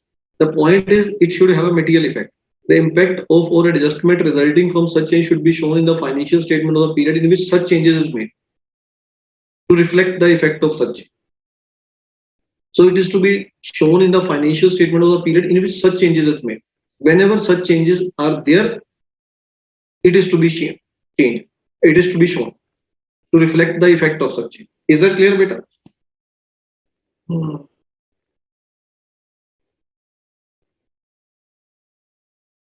Sir, please explain when will we change accounting policy? We can change accounting policy only and only अगर बेटा कोई law आ गया, कानून आ गया नया, वो कानून कहता है कि आपको ये अकाउंटिंग पॉलिसी फॉलो करनी है। हम लोग पहले डिफरेंट पॉलिसी फॉलो कर रहे हैं, अब हमें पता है कि जो कानून ने कहा हमें वही फॉलो करनी पड़ेगी, तो हम अकाउंटिंग पॉलिसी को चेंज करते हैं और लिख देंगे कि हमने ये अकाउंटिंग पॉलिसी क्यों चेंज कर दिया, क्योंकि ये लॉ में आ गया। दूसरा, हम लोग अकाउंटिंग पॉलिसी फॉलो कर रहे हैं, किसी लॉ में नहीं लिखी हुई थी, पहले कहीं नहीं लिखी हुई थी, बट अभी भी गवर्नमेंट ने अभी भी हमारे अकाउंटिंग स्टैंडर्ड बोर्ड ने एक अकाउंटिंग स्टैंडर्ड इशू कर दिया, या फिर एक्सप्लेनेशन दे दी पिछले अकाउंटिंग स्टैंडर्ड में कि इस काम को इस पॉलिसी के तहत करना है, तो उस केस में हम अकाउंटिंग स्टैंडर्ड को फॉलो करते हुए अपनी पॉलिसी को चेंज करेंगे, करना पड़ेगा। तीसरा पॉइंट, कोई लॉ नहीं है, कोई अकाउंटिंग स्टैंडर्ड नहीं है जो उस पॉलिसी को डिफाइन कर रहा है। अब मैंने जो पॉलिसी लगाई हुई है, मुझे ऐसा लग रहा है कि इससे बेटर अगर मैं पॉलिसी लगाता हूं तो मेरी जो प्रेजेंटेशन है फाइनेंशियल स्टेटमेंट्स की वो और बेटर हो जाएगी, तो हम लोग उस केस में भी चेंज कर सकते हैं, बट हमें प्रूव करना पड़ेगा कि इससे हमारी जो फाइनेंशियल स्टेटमेंट्स की प्रेजेंटेशन है वो बेटर हो जाएगी। बेटर होने का मतलब क्या है कि जो हमारे यूजर्स ऑफ फाइनेंशियल स्टेटमेंट्स है उनकी डिसीजन मेकिंग में उनको हेल्प हो जाए। अब इसका डिस्क्लोजर कब देना है अकाउंटिंग पॉलिसी की चेंज का? जब any change in accounting period which has material effect should be disclosed. Any change in accounting policy which have accounting period नहीं है, ये mistake है, यहाँ ठीक कर लीजिएगा। Any change in accounting policy which has material effect should be disclosed. और कब देना है? The impact of or adjustment resulting from such change should be shown in the financial statement of the period in which such change is made. जब भी ये accounting policy change करेंगे उस period में भी देना है, और उस पीरियड में क्या देना है कि इस साल में क्या चेंज आएगा, नेक्स्ट ईयर में इससे क्या चेंज आएगा, उससे नेक्स्ट ईयर में क्या चेंज आएगा, सारा बताना। ये नहीं कि आपने लिख दिया कि मैंने ये अकाउंटिंग पॉलिसी चेंज कर दी है, नहीं, आपको ये बताना पड़ेगा। जैसे मैं एग्जांपल ले लेता हूं, इसके लिए आपको हेल्प हो जाएगी। We have changed our accounting policy of valuation of inventory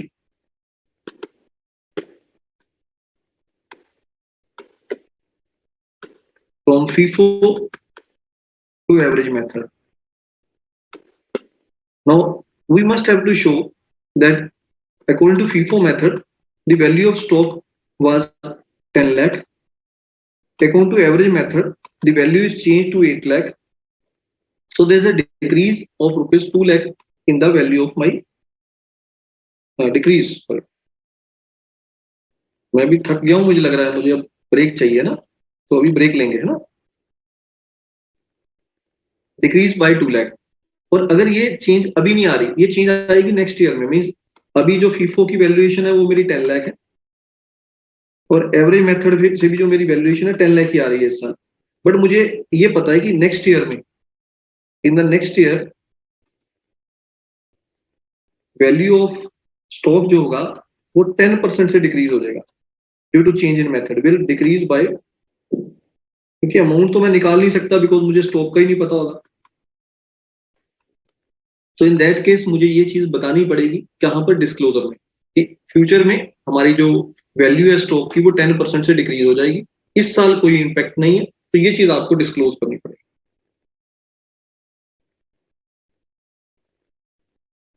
sir how to remember different disclosure under different heads, बेटा बताऊंगा, ब्रेक के बाद दोबारा पूछ लेना, बेटर है नेक्स्ट लेक्चर में पूछोगे तो बड़ा अच्छा रहेगा। वैसे तो याद ही करना पड़ता है, वो हमने 2-3 लाइनों में दिया होता है, you may remember it. Explain first point again for note change in account. Note change in accounting policy is difficult here.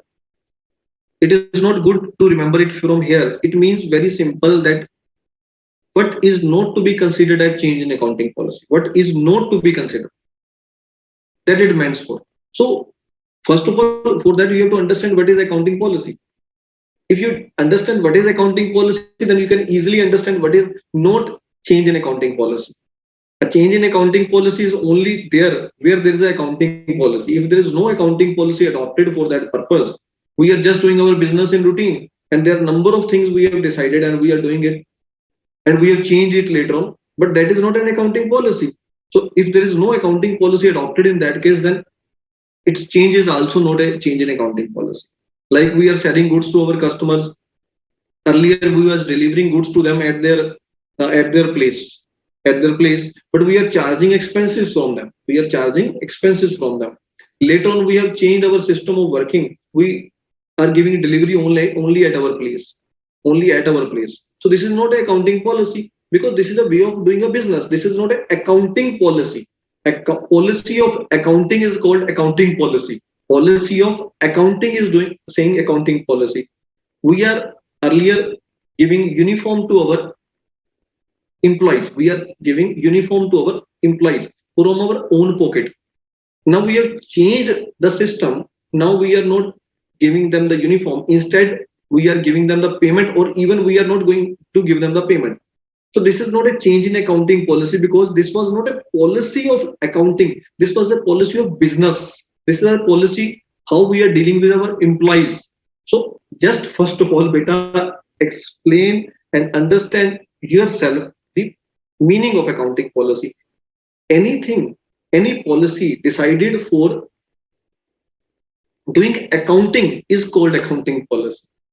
So that he wants to define that condition where there are no change in accounting policy, adoption of an accounting policy for events or transaction differ in subsequent substance from previous recurring events. Means earlier we were not using any accounting policy. Today we have made a new policy for dealing with that particular purpose. So that is not change in accounting policy. Earlier there was a system which was running. Now we have made a policy for the same. This is a adoption of a policy or adoption of a new accounting policy for events or transaction that didn't occur previously or that were immaterial earlier. So earlier there was no policy. Now we have framed a new policy for anything. Now earlier when we are giving uniform, so in that case we are giving uniform, that is a separate issue. Now we have closed giving uniform. Instead we are going to give them the payment to the. Now this is not a change in accounting policy. Just we have to set up a system how to account for this in our books of accounts, how to account for those expenses in our books of accounts, because the system has been changed, not the policy has been changed. That he wants to explain. Sir, if we change the method of depreciation from SLM to return down value, this is change in accounting policy. Exactly right. While reducing the useful life from 10 to 8 years is a accounting estimate. Exactly right, beta. So I assume that this AS is complete. I would like to tell you that what you have to do from homework of this AS is to do all the questions given in your module. Whatever the questions are given here, you have to do all the questions. All the illustrations you have to do at your end. Whatever doubts will be there, I'll take tomorrow. And then after the break, we will start AS7 beta. I will not take any doubt. Instead, I'll start next AS. Whatever the doubts will be, that will be taken in our next lecture. Okay, sir, having a break. Could you go for a break?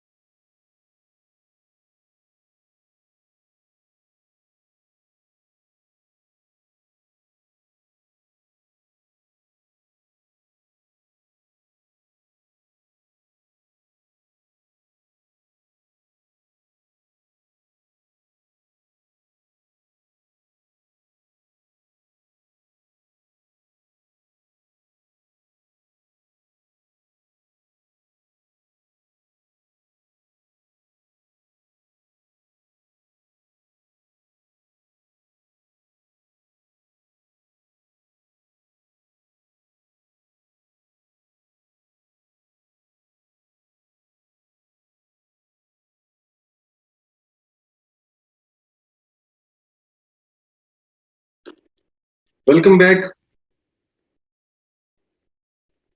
So we have already covered AS5. Now I'm going to start with AS7. This AS7 is a important AS. Also, it have an impact on your cost accounting also. In that also contract chapter is there, and that chapter is also very important, as you know. So try to understand it in a conceptual manner and correlate it with that chapter also. There is no problem. You will get benefit out of that also. Just give me a minute, beta. 1 minute.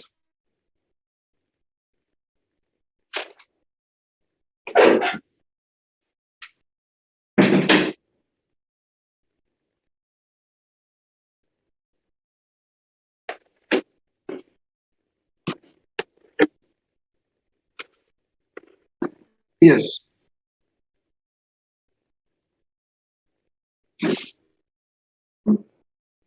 So in AS7, the word itself defines it, construction contracts.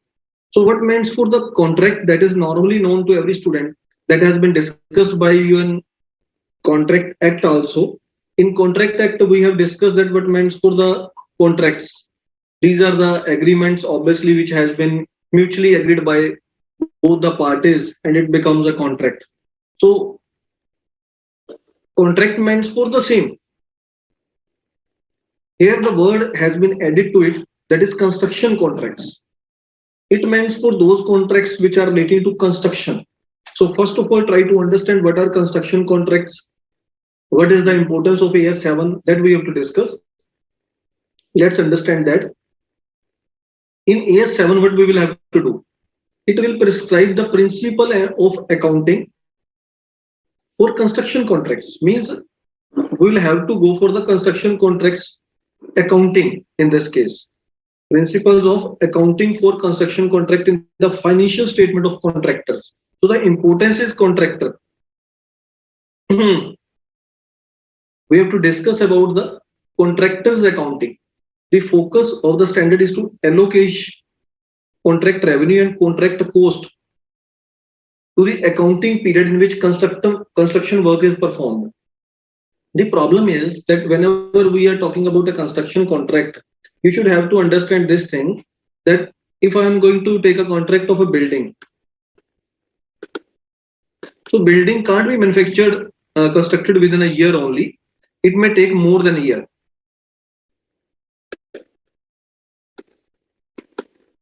If we are taking a construction of a road, put a road or a bridge, it takes years to construct. It can't be constructed in 1 year. So how to allocate their expenses, their revenue, that is the most important part in case of construction contracts.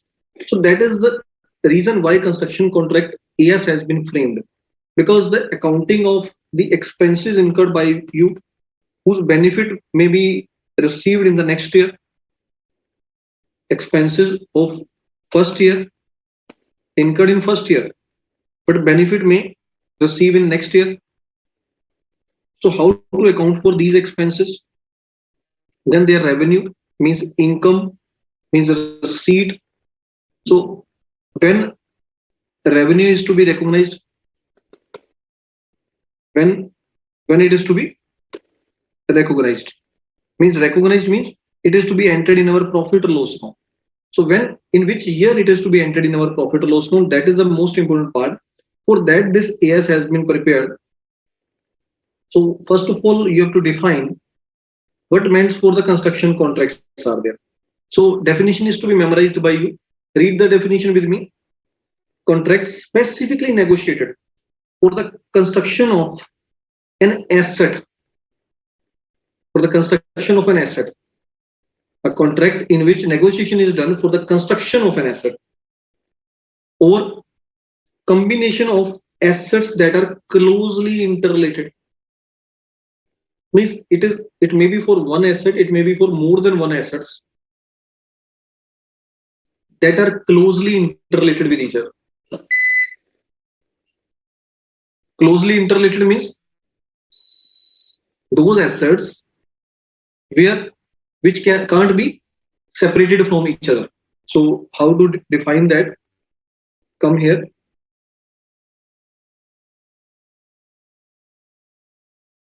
Uh, Enlarge the screen. Okay.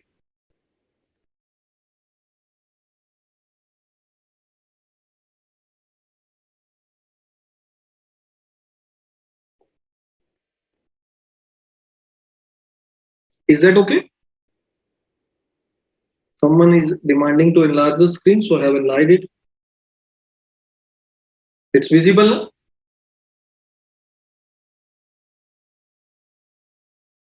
So what means for closely interrelated? For that, I would like to define you.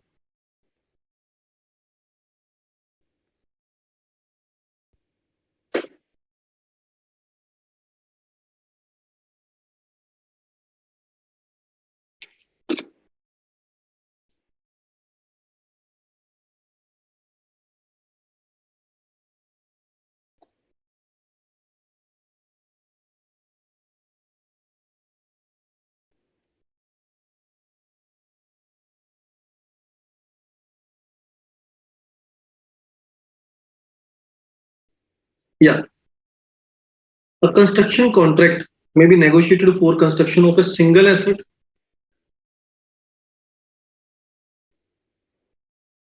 such as bridge, building, dam, pipeline, road, ship, tunnel.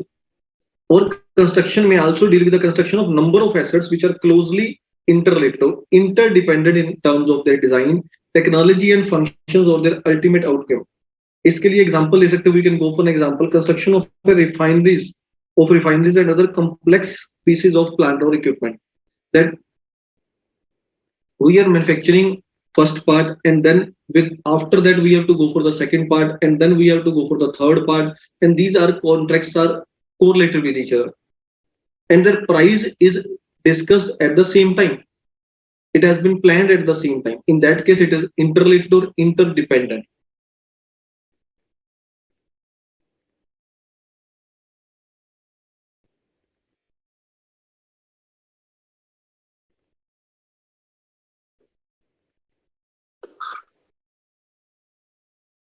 Then there are the contract of services related to construction contract. Services means architect services, power binding services, supply of technical consultation, or any such service which has been assumed as correlated with the construction of asset. With any service which directly or indirectly related to the construction of asset is also a construction contract. Means I am an architect.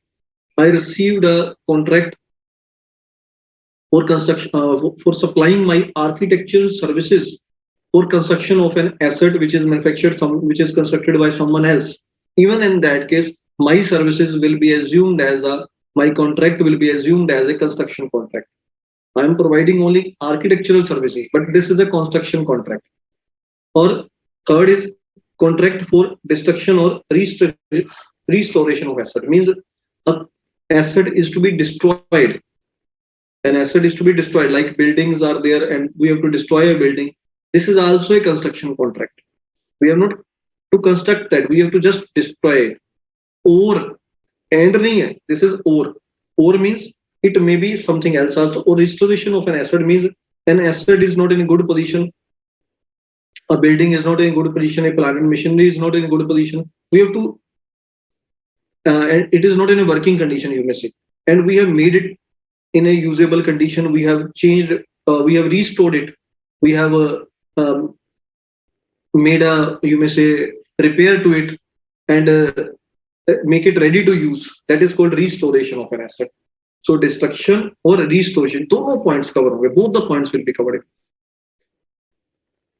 So let's understand one thing first. What means for construction contracts? Construction contract include contracts for construction of an asset or construction of assets correlated with each other,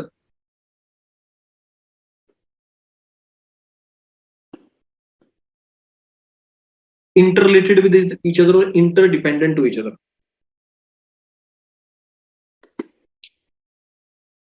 Then supply of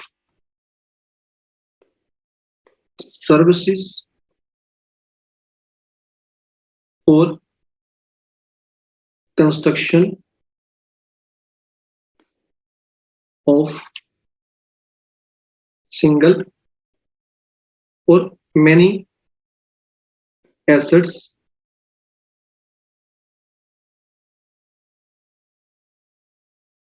then destroying an asset, contract for destroying an asset, contract for restoring means renewal भी कह सकते हैं इसको, restoration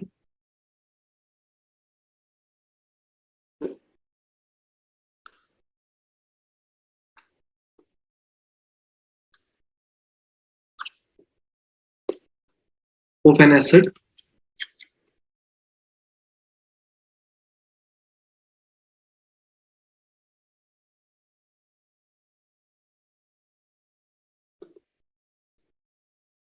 So all these are construction contract.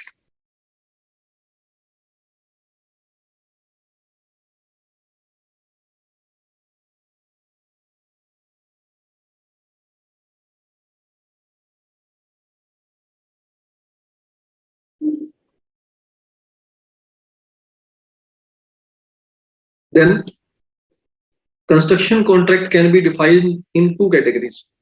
Means we are discussing about the type of construction contract. So types of construction contract are: one are fixed price contract, in which price is fixed at the beginning, that they will pay me rupees 1 crore for construction of that asset. Whatever my expenses are, that are not a point of consideration. So this is a fixed price contract. Or they will pay me in units on the base fixed rate per unit. For example, if I have to construct an asset in which units are there, it can be defined in units. So if it can be defined in units and the rate of units is pre-planned in advance, then it is also a construction contract. And in that case, it is a fixed price contract. For example, we can say that, yes, it can be in this way. Let's take an example. They will pay me 1,000 rupees, 1,000 per square feet. Per square feet. So if I'll manufacture, if I'll construct 100 square feet of space, I'll pay 100 into 1,000. That is 1 lakh. It is clear? They will pay me 1,000 rupees per square feet. If I'll manufacture 1,000 square feet, they will pay me 10 lakh rupees. This is also a fixed price contract. With that, escalation is there. What means for escalation? Escalation clause is normally added to fixed price contracts, that if this thing will happen, which will increase the cost of the product, then a part of that will be paid by the contractee to the contractor. Who is contractee? Who is giving the contract?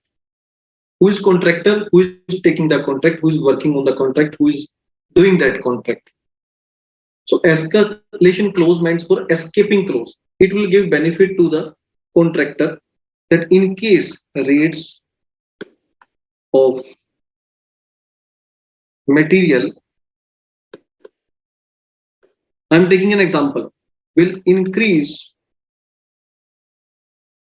by 10% or more,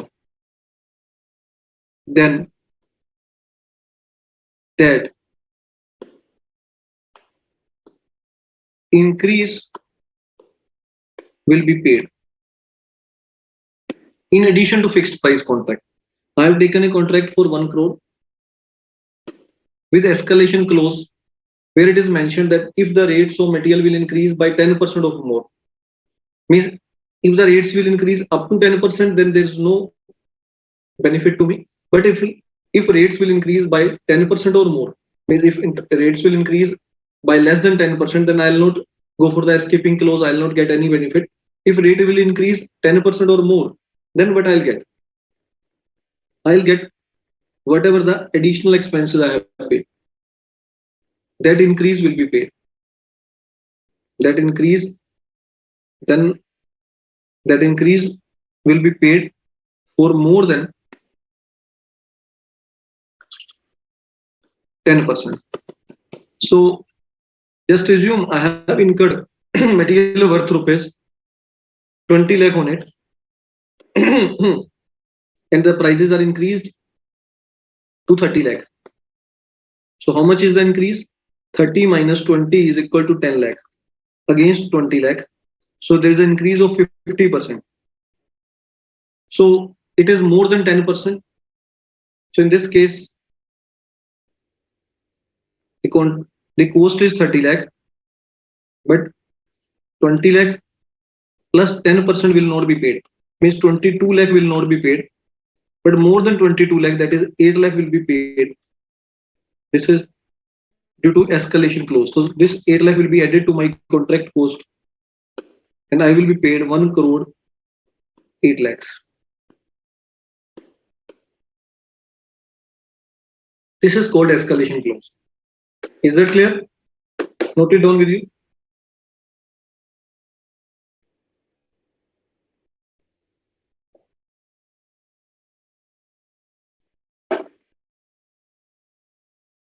Tell me if there's any doubt.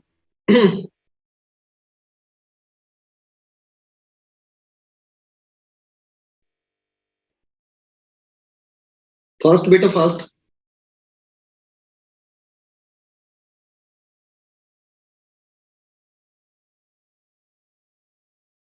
Here, very good, very good. Note it down with you. Fast.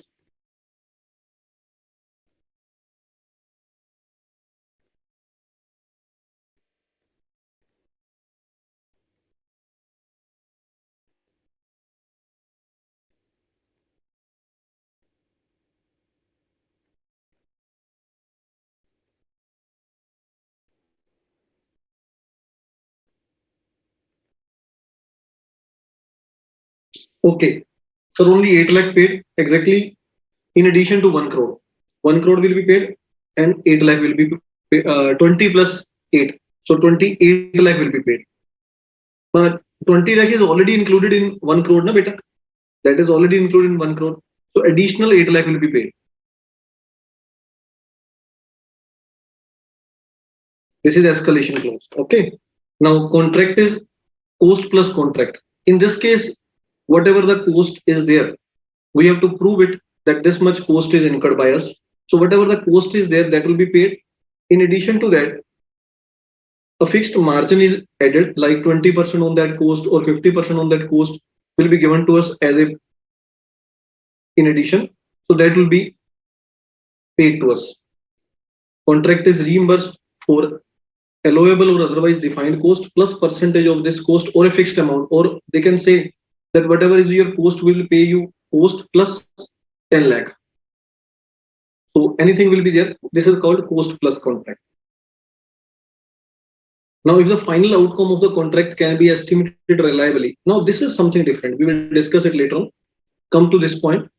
Outcome of the contract can be estimated reliably. Okay. Yeah. Here we have to discuss. Now we are going to discuss about one thing, that at the end of the year, if the contract is complete, there's no problem. Whatever revenue is there, that will be entered as in our income. Whatever expenses we have incurred, that will be our expense, and we will calculate the profit. Because annually we have to calculate the profit at the end of each year. But if contract is not completed at the end of the year, on 31st of March 2000, whatever the year is, we are unable to complete the contract, and contract will go for further 1 year or 2 years or 3 years or 3 months or 6 months. Then what we have to do? Whether we have to enter in this way, like I have received a contract form I have a contract from PWD, Public Welfare Department, for construction of a bridge.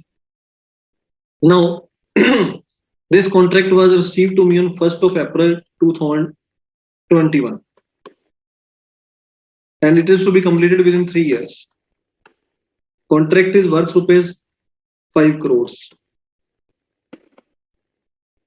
This is the value of the contract, which is to be paid to me. Now, at the end of the year 21-22, I've seen that during the year I have incurred expenses worth rupees 1 crore till date, and amount received is rupees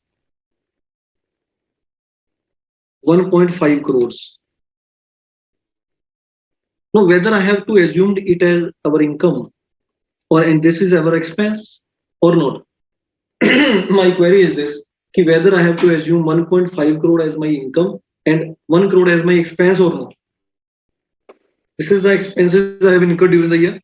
This is the amount which has been received by me during the year. Now, how we'll have to treat?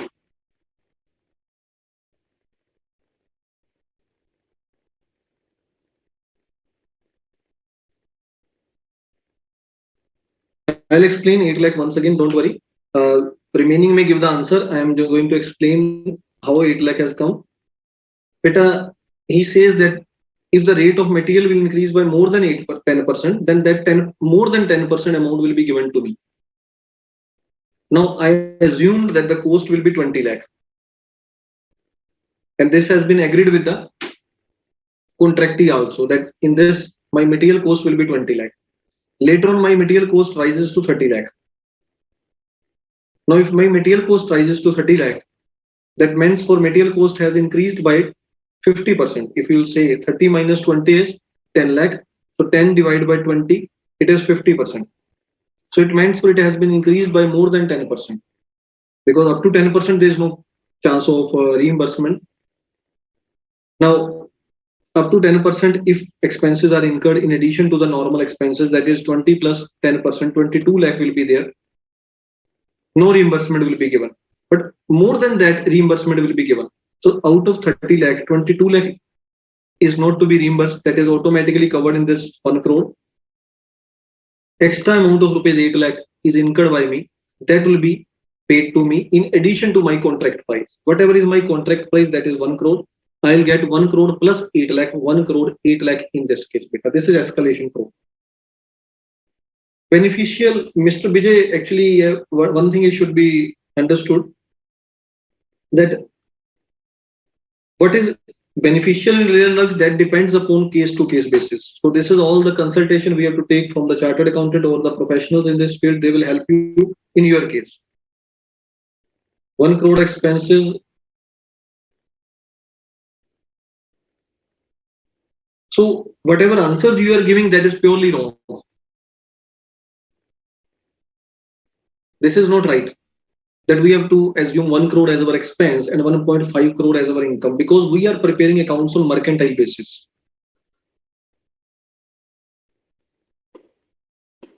Or due basis. Means whatever we have to follow various concepts like matching concept, accrual concept, and many other concepts. On that basis, accounting goes on. Accounting doesn't go on that whatever is received is our income, whatever is paid is our expense. As contract is not yet completed, we can't treat it in this way. How it is to be treated, that is to be discussed in this years. So in this years, we would like to discuss all these things. So in this years, we will like to understand that revenue and expenses will be recognized in the books of accounts on the basis of its final outcome. That what will be the final outcome of that particular contract. Now, final outcome means for that when it is going to be complete, how much expenses we have incurred, how much income we have generated, all that is to be checked. Final outcome means for that how much percentage of the contract is completed till date. In the given case, we have to check that out of this contract, how much percentage is of contract is completed. If the contract is completed by 50%, then it means for 5 crore into 50%, my revenue of 2.5 crore can be recognized because 50% of the contract is already completed. But this is only when we are able to estimate it reliably. That it means for if we can estimate it reliably, then revenue and cost recognized as per percentage of completion method, considering the stage of completion of contract at the reporting date. How much percentage of contract is completed, that is called percentage of completion method. On that basis, we will recognize the revenue. Now, expenses are also recognized accordingly, that how much expenses are incurred will depend upon this thing. Here you will like to see revenue and cost recognized as per percentage of completion method, considering the stage of completion of contract at the reporting date. Reporting date means 31st of March 2022 in the given case. So on 31st of March 2022, I have checked that my 50% of the contract is completed. That means for 2.5 crore can be recognized as a revenue in the given case. Is that clear? And accordingly, expenses will be matched with this revenue. Out of this 1 crore expenses incurred till date, you will have to check that how much expenses are paid, but working is yet pending, means prepaid expenses, that is to be deducted from it. How much expenses are outstanding, which are already incurred but not yet paid, those are to be added. Only then you will be able to understand how much expenses are incurred till date. So that is to be adjusted and matched with the current revenue, and then this working can be done. This is a percentage of completion method. We will discuss it in detail. Next, if it cannot be estimated reliably, in that case, the revenue should be recognized only on the basis of contract cost incurred, of which recovery is probable.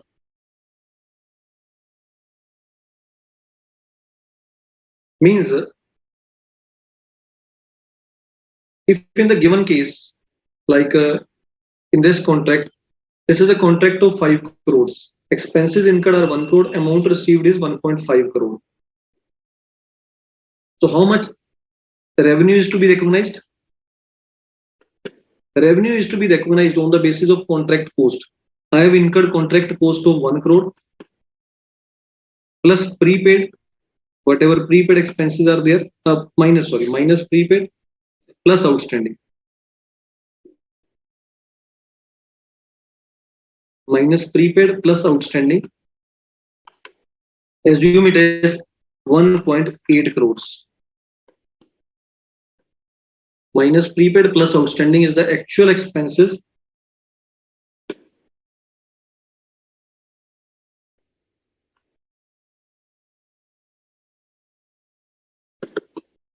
actual cost till date. This has been incurred 1.8 crore. Now 1.8 crore will be your expense. This is to be entered in the books. If it cannot be estimated reliably, expense will be entered for rupees 1.5 crore in the books of accounts. Now, how much revenue will be recognized? Revenue will be recognized on the basis of recovery of cost, means how much cost can be recovered till date. So I have already received 1.5 crores, and always payment is made on the basis of working done by me. So 1.5 crore has already been recovered. More cannot be recovered. I think there is no chance at all that I may recover more without giving a proper estimation of working done till date. In that case, 1.5 crore will be assumed as revenue. If I think that more 0.5 crore can be recovered against the cost I have incurred, in that case, I can acknowledge 2 crore as my revenue. So this all depends upon the amount of recovery which we can make against the working done till date, not on the basis of percentage of completion method or anything else. वापिस कौन कौन आ गया है? Whomsoever are present, send your presence so that I can understand how many are there in the class.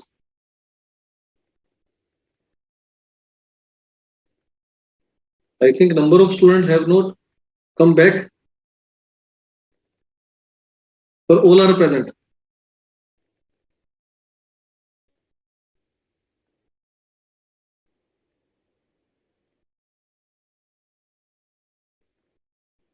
So contract costs should be recognized as an expense in the period in which they are incurred. So this is the most important point. The period in which they are incurred is to be kept into mind.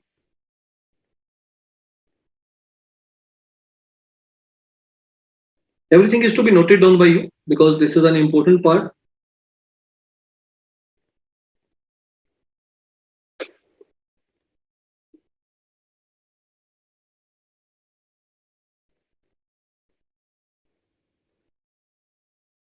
Any expected loss on the construction contract should be recognized as an expense immediately in both the situations.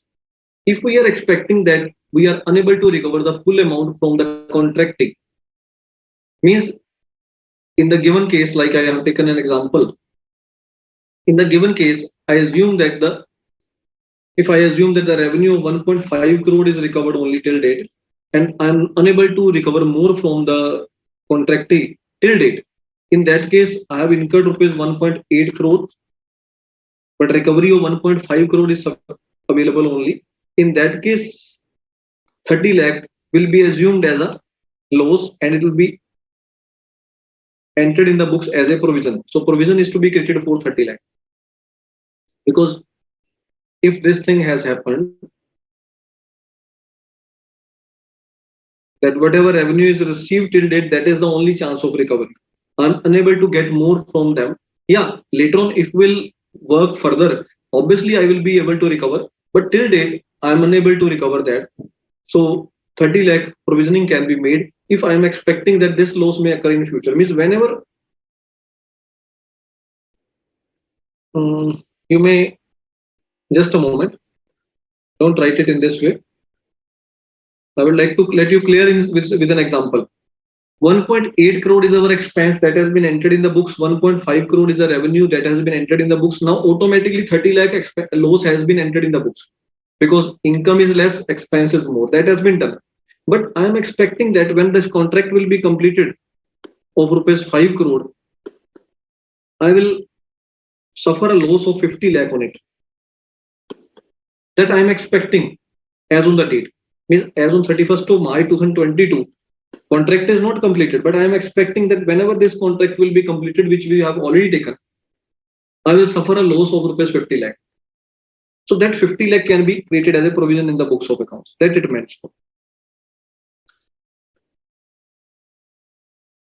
Is that clear? Estimated reliably means we will have to go to the architect. That architect will define that whether 50% is completed, 40% is completed. We have to get certification from the architect only. Architect will be the right judge for it. So if architect says that I am unable to give a clarification that how much percentage of work is completed, then it means for it cannot be estimated reliably. Our estimation is not okay. Contractor says the work is completed by 50%, that is not agreed by anyone. But if architect will give a certification that 50% of work is completed, that it means for that the contract is estimated reliably. Is that clear, Aditi?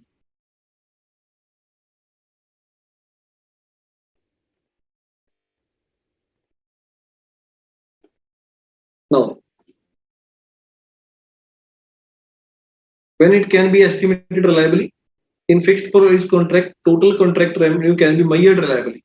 Obviously, it can be measured reliably only will if architect will give that 40% of the work is done, 30, he will give a certificate of completion of contract till date. And that we have to give to the contractor. Only then contractor will make payment first. If it is probable that the economic benefit associated with the contract will flow to the enterprise, means whatever the benefits are there, whatever the amount I have to receive or number of times we have to receive shares against that contract, So whatever we have to receive, that will be given to me. Means if we think that the 40% of the contract is completed, means out of 1 crore, 40 lakh of the work has been done. But I think that I'll not be able to get 40 lakh from him if the contract is not completed properly, or if the contract is left in midway, then this 40 lakh will not be received to me. I'll be able to get only 30 lakh. So then economic benefit associated with the contract will be 30 lakh only.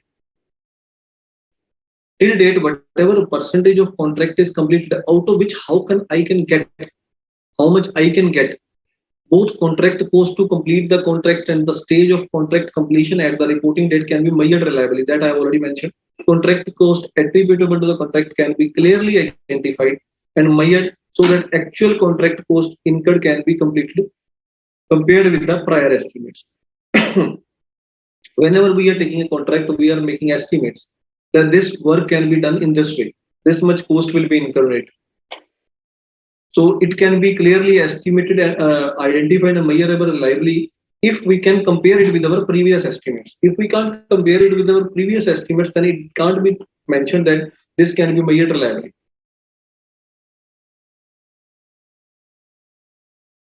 In cost plus contract, two things are there.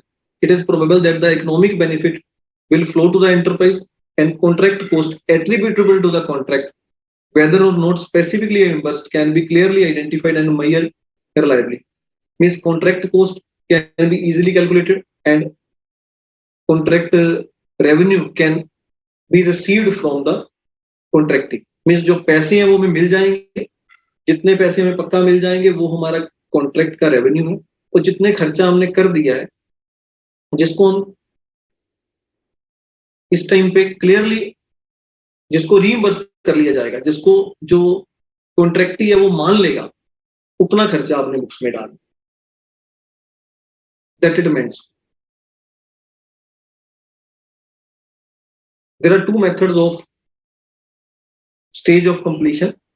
How to determine the stage of completion? There are two methods for it. Proportion that contract cost method to be chosen depending on the nature of the contract. So I have already mentioned there are determination of the stage of completion, that proportion that contract cost incurred. How to get it? There are three ways given here. I would like to take an example for this for you. First method, proportion that contract cost incurred for work performed up to the reporting date. I have estimated that the contract will be completed by incurring rupees 1 crore. When I have taken the contract, I have estimated that this work can be completed by incurring rupees 1 crore. This is the total estimated expense. Total estimated.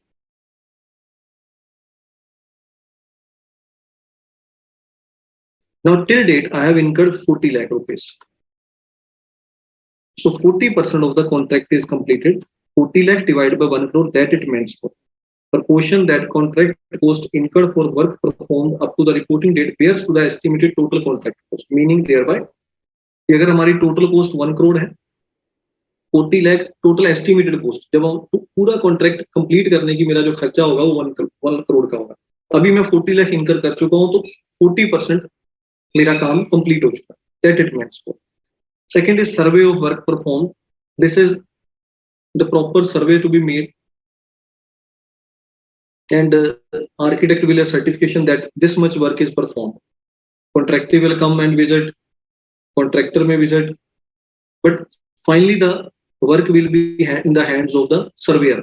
Surveyor means architects will confirm that this much work is performed, accordingly it will be done. Third is completion of a physical proportion of the contract. Like there are three, I have received a contract of 3,000 square feet of construction. The total construction part is 3,000 square feet.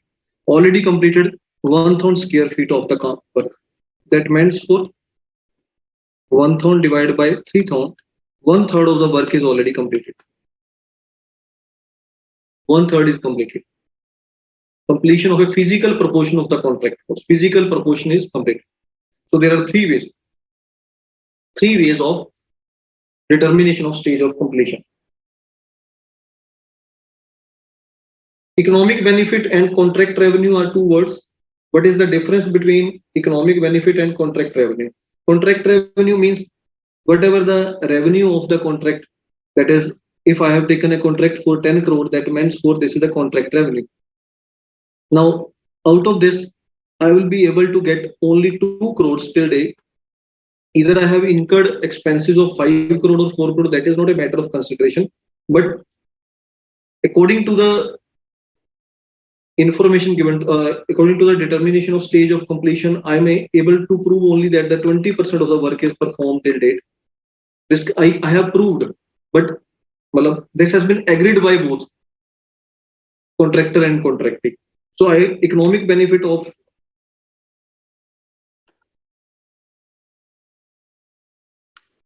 2 crore can be received.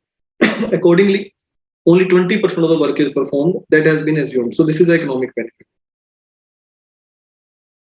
If expected loss of rupees 50 lakh after completion of contract, will the entire loss debited in first year? Exactly, it will be debited in the first year. Cost plus contract example is there. I have taken a contract in which whatever cost I will incur, I will get that, plus I will get 10 lakh in addition to that. So at the end of the contract, when the contract is completed, I have shown that I have incurred 1 crore.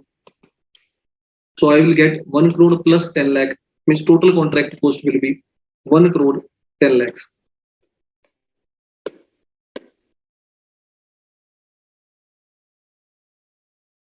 Cost plus contract. That means for when the contract is given, whatever cost I will incur plus 10 lakh I will get. So at the end of the contract, I have shown that I have incurred total cost till date 1 crore plus 10 lakh I will get. So I will get total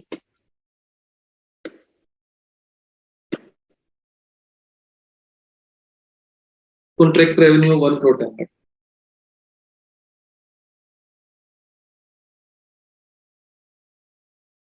If the cost increase due to escalation, cost cannot increase due to an escalation. Cost can increase due to increase in market price. Then the provision made is also to be changed. Yeah, if there is any provisioning made for that purpose, that will be changed if any change exists.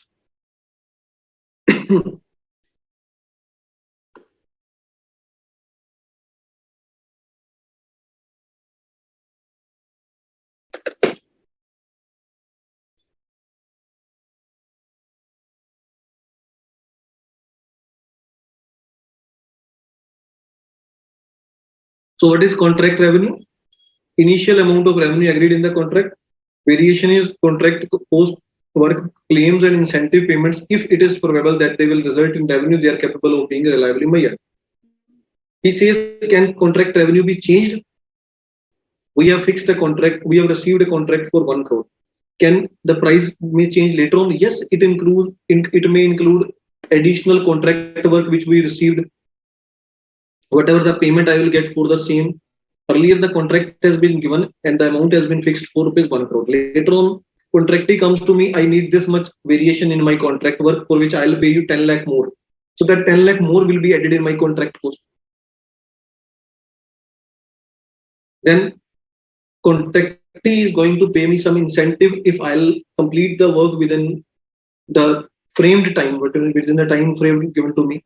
So I have completed the work within the time frame. He has given me some incentive of 2 lakh. So that 2 lakh will be added in contract cost, contract revenue. Or any claim I have made from him and he has agreed and paid it to me. Any additional claim.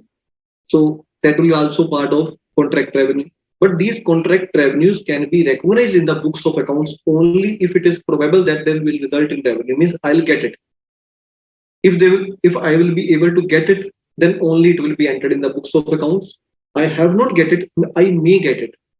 If they are capable of being reliably measured and their measurement is possible. If I say I'll get good amount, additional amount, but it is not sure how much amount I will get, then it cannot be entered in the books of accounts now. We can enter in the books of accounts only when it is confirmed, when it is measured reliably. Contract cost that directly relate to the specific contract will be entered, and then contract those costs which are attributable to contract activities. My just assume I have a you may assume I have a yeah, we are incurring many office expenses also for doing that contract. So all office expenses, whatever we are incurring in our office, that is general expenses, may also be allocated to the contract cost. We need not those expenses may also be charged from the charged on that contract. Whatever we are incurring in our office, it is not mandatory that all expenses which are incurred on site will be charged. In addition to that, those expenses may also be charged which are attributable to it. Like our manager salary is there, who is managing 10 contracts at a time. A manager is there who is managing 10 contracts at a time. A chartered accountant is there who is providing its accounting services for that contract. All overhead expenses will also be attributable to it in simple words. Such other costs as are specifically charged to the customer under the terms of contract, or any other expenses which are agreed to be charged to the customer. Customer is agreed to pay, or we are going to charge it from the customer as it has been done specifically for that customer. Then that will also become part of that contract. Is that clear?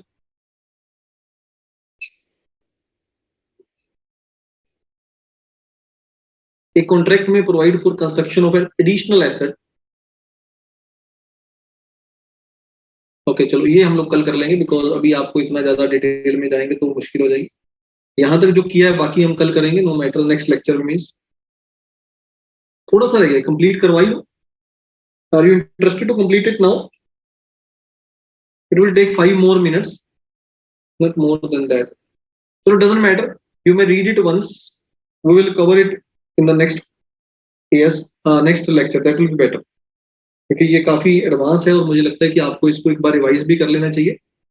You may do one thing, revise this as well as AS9,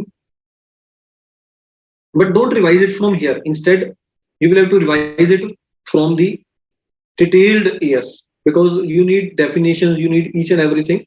So I suggest you to read it from here: AS7, AS5, and AS9. Minimum 3 AS you have to read tomorrow, so that we can take it in the next lecture.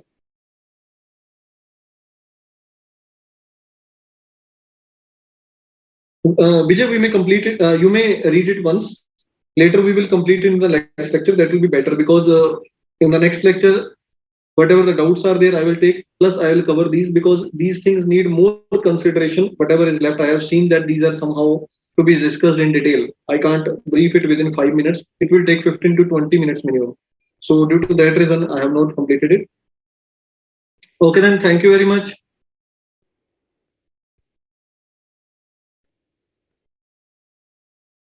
Ashok ji, close the session.